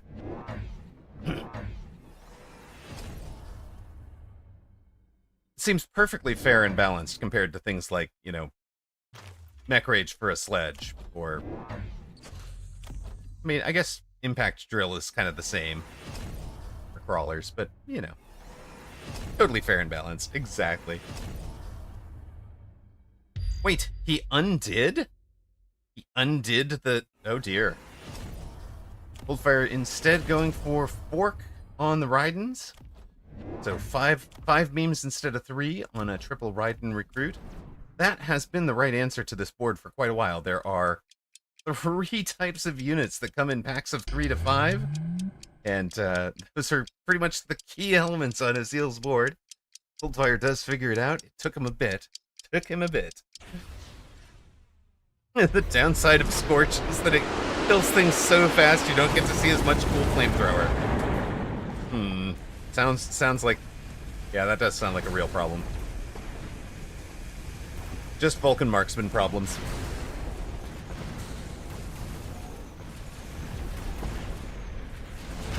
Tower take on the far left. It's down to just the 2 Farseers for Azil to try and clean up the Coldfire's air game. But if the Scorpion survives, that will be game. It'll be 900 hit points of damage to the bar. That is the value of the Scorpion being able to put this tempo pressure on. Value of the Farseer as well. Azil was in both of them from pretty early. It gets the job done. KOs the number 4 seed Coldfire to move right through. Azil on fire today. No pun intended.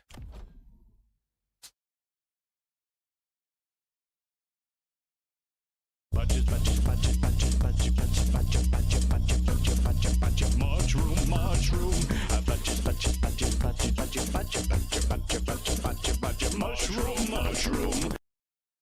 Right, all right.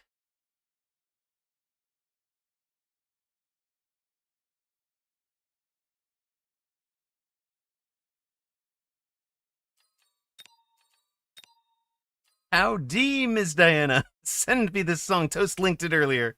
Scroll back up in the channel chat there. Anime profile versus anime profile. Having a great sub day. First Rooster and then Amarok. Community's so generous. Yay, Docs, you do deserve subs pretty much everywhere. Uh-oh, us a Scorpion. Okay, what else we got? Let's jump into Freak Bob against Max Powerstar. Max Powerstar has been a Max streamer upset star today. Knocking a couple of streamers out of this tournament. And of course, Freak Bob, Night Baller, is a streamer not currently streaming during tournament. Hasn't yet figured out that Saturdays are a great streaming day. Tournament streams. But Max Powerstar has knocked 2 streamers out already, looking to take a 3rd. But you can definitely see this is Baller's favorite comp. Tarantula with Raiden. However, he has decided this time that it is Tarantula with Tarantula that he needs. Max Powerstar, full-on commit to the Wasp answer. That's going to go really well, right up until there is a anti-aircraft ammo taken on the Tarantulas. But for right now, it's a lot of spider mines, a lot of loose formation crawlers. I don't think loose formation was quite what we needed into this lineup with Mustangs. I think Underground Threat, Subterranean Blitz even was a better choice for Nightcrawler, but no. Far be it from me to criticize the man who's won way more tournaments than I have. He says, wait, no, you can't criticize me for not streaming. Told you I was sick, bruh. Fair enough. We accept he had arc lights only when I took it. Okay, fair enough. We're deep into this game. We did join late. Some of the decisions may not match what we needed. But, yeah, the Wasps did great this round, Max Powerstar. Max Powerstar did great with the Wasps. I don't think that's going to last. He needed to finish it out. Let's see what Freak Bob's got for us in round 10. Welcome in. Good evening. Good evening, Potato King.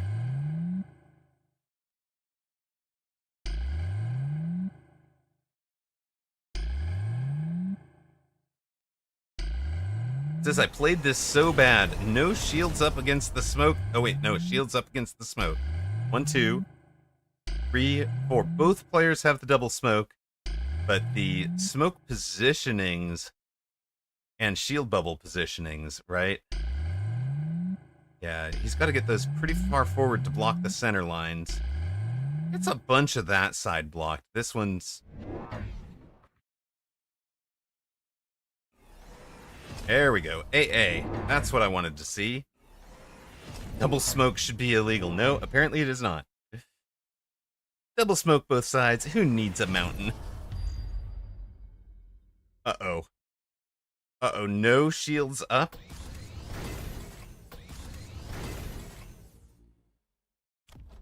Sell and buy shields. Wraith only did 4,500. Sell it and buy shields. Oh no. Oh dear. No shield is gonna hit. No shield is gonna hurt. Oh dear. Yeah, he had... So he Control-Z'd all the way back and put the Wraith back on the board. He sold the... Yeah, Brain just didn't catch that one this time. Brain not working when ill is a totally real thing. Happens to me, happens to the best of us. And yet another one of our top seeds going down here in round 4. Freakbob taken out by the number 20 seed. Number 20 seed, Max Streamer Slaying Star. No, his name is Max Power Star. My bad. Max Streamer Destroyer Star.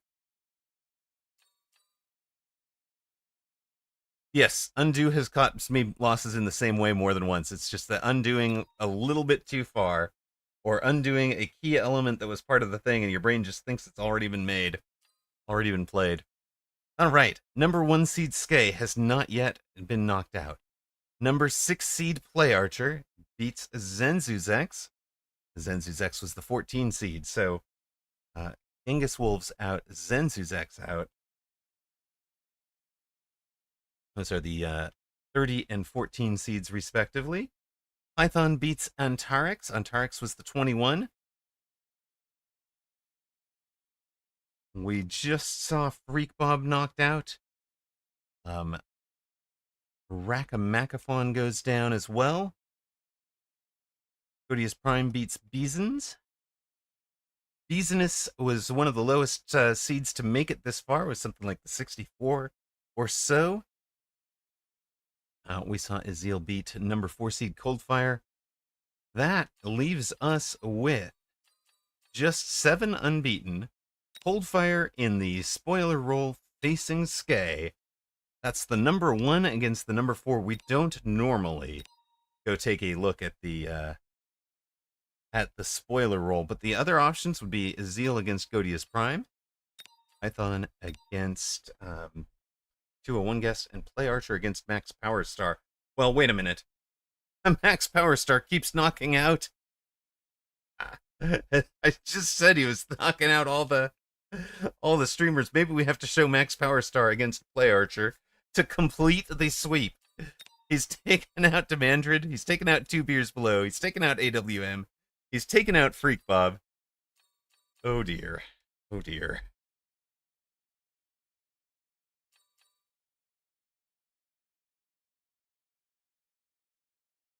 How do I see the original seed? Python, you can check it out on the VOD. One of the ways you can do it is just to have the opening scroll of when I sort of scroll through the seeds. But actually, I've got a statistician. Well, I am my own statistician, I guess. But just write them all down. I have a little text window open. I cheat and write things down, man. My bad. Who knew? Which, why can I not click the... Why can't I click those? I can click this run and add button, but not those run and add buttons. Fine. I will run the add button from here, but why not those?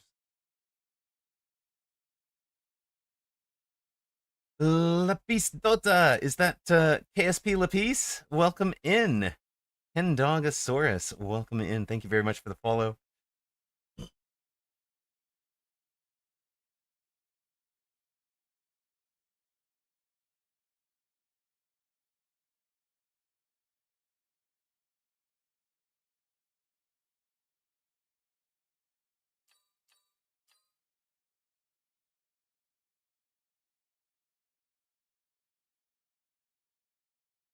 Nightballer beats Spark and then abandons. Got Tito still 3-1. Wins over Dorgon and Psychthulu.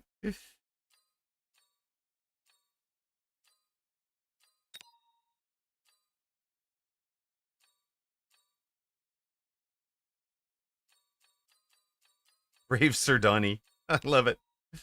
All right. We got 4 left. Azeel against Godius Prime should be a really good game. Coldfire against Skay should be an amazing game. Do we do Max Power Star against Play Archer or take one of those two? Advice, guys? Toast, what do you want to see here?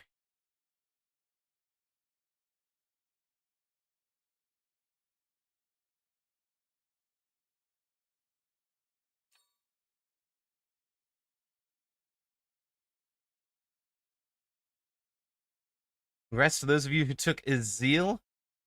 I know. I kind of want to see if if Max can complete the streamer kill set.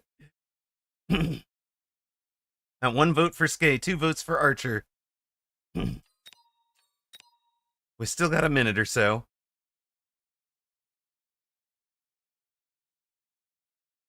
You hadn't seen Coldfire play before Mecha Mini Masters? After Mecha Mini Masters, I see he's so good, and I was lucky to win against him. Very true. Losing voice here? That's all right. Who needs a voice when you're just... I'm just shoutcasting. No biggie.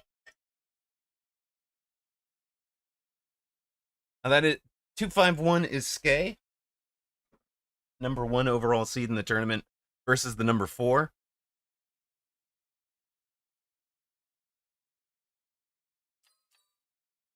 It's a story. Let's follow the story.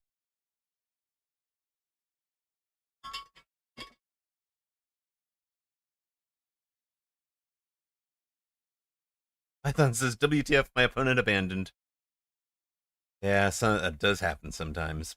I've talked with Bear Like about it. He is rip minor points. He's very intentional about making sure that you are free to abandon a tournament at any point. There's no particular punishment or anything. All right. Welcome to round 5. This is the quarterfinal round. There's 7 survivors, with Coldfire facing Skay to in the spoiler role. We've got Max Power Star and Nearside in blue trying to complete the streamer kill set. The last streamer live in this tournament is Play Archer. Max Power Star has already knocked out 3. Can the number 20 seed knock out our number, I think he was number 16? No, number 6 seed. Number 6 seed, Play Archer, versus number 20 seed, Max Power Star. There shouldn't be a punishment, but I would like to see an incentive to stay in. Exactly. It shouldn't be like a big negative to abandon, but a incentive to stay in would go a long way.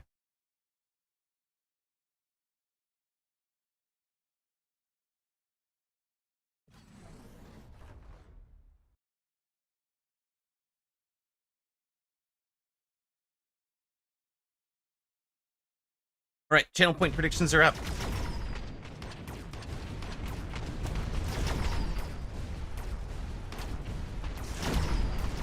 Right, there's combat power as an incentive to stay in. You get way more combat power than you do on in a tournament than you do on ladder, and badges as well for, you know, second, third, fourth, fifth, etc. But it does mean that you know, it does kind of need, like, the thing that people care about the most is MMR, and the top players don't want to stick it out because they can get, or they can get more MMR on ladder. They're also likely to risk more MMR in the tournament because they're going to come up against that 1200 or 1300 that could drop them 40 MMR and win only +1. Yeah, shop money would be a good one. A cap on MMR loss or something. Lovic Miro, thank you very much for the follow, and Lapis Dota as well. And Dogosaurus, thank you. Lapis Dota, are you KSP Lapis?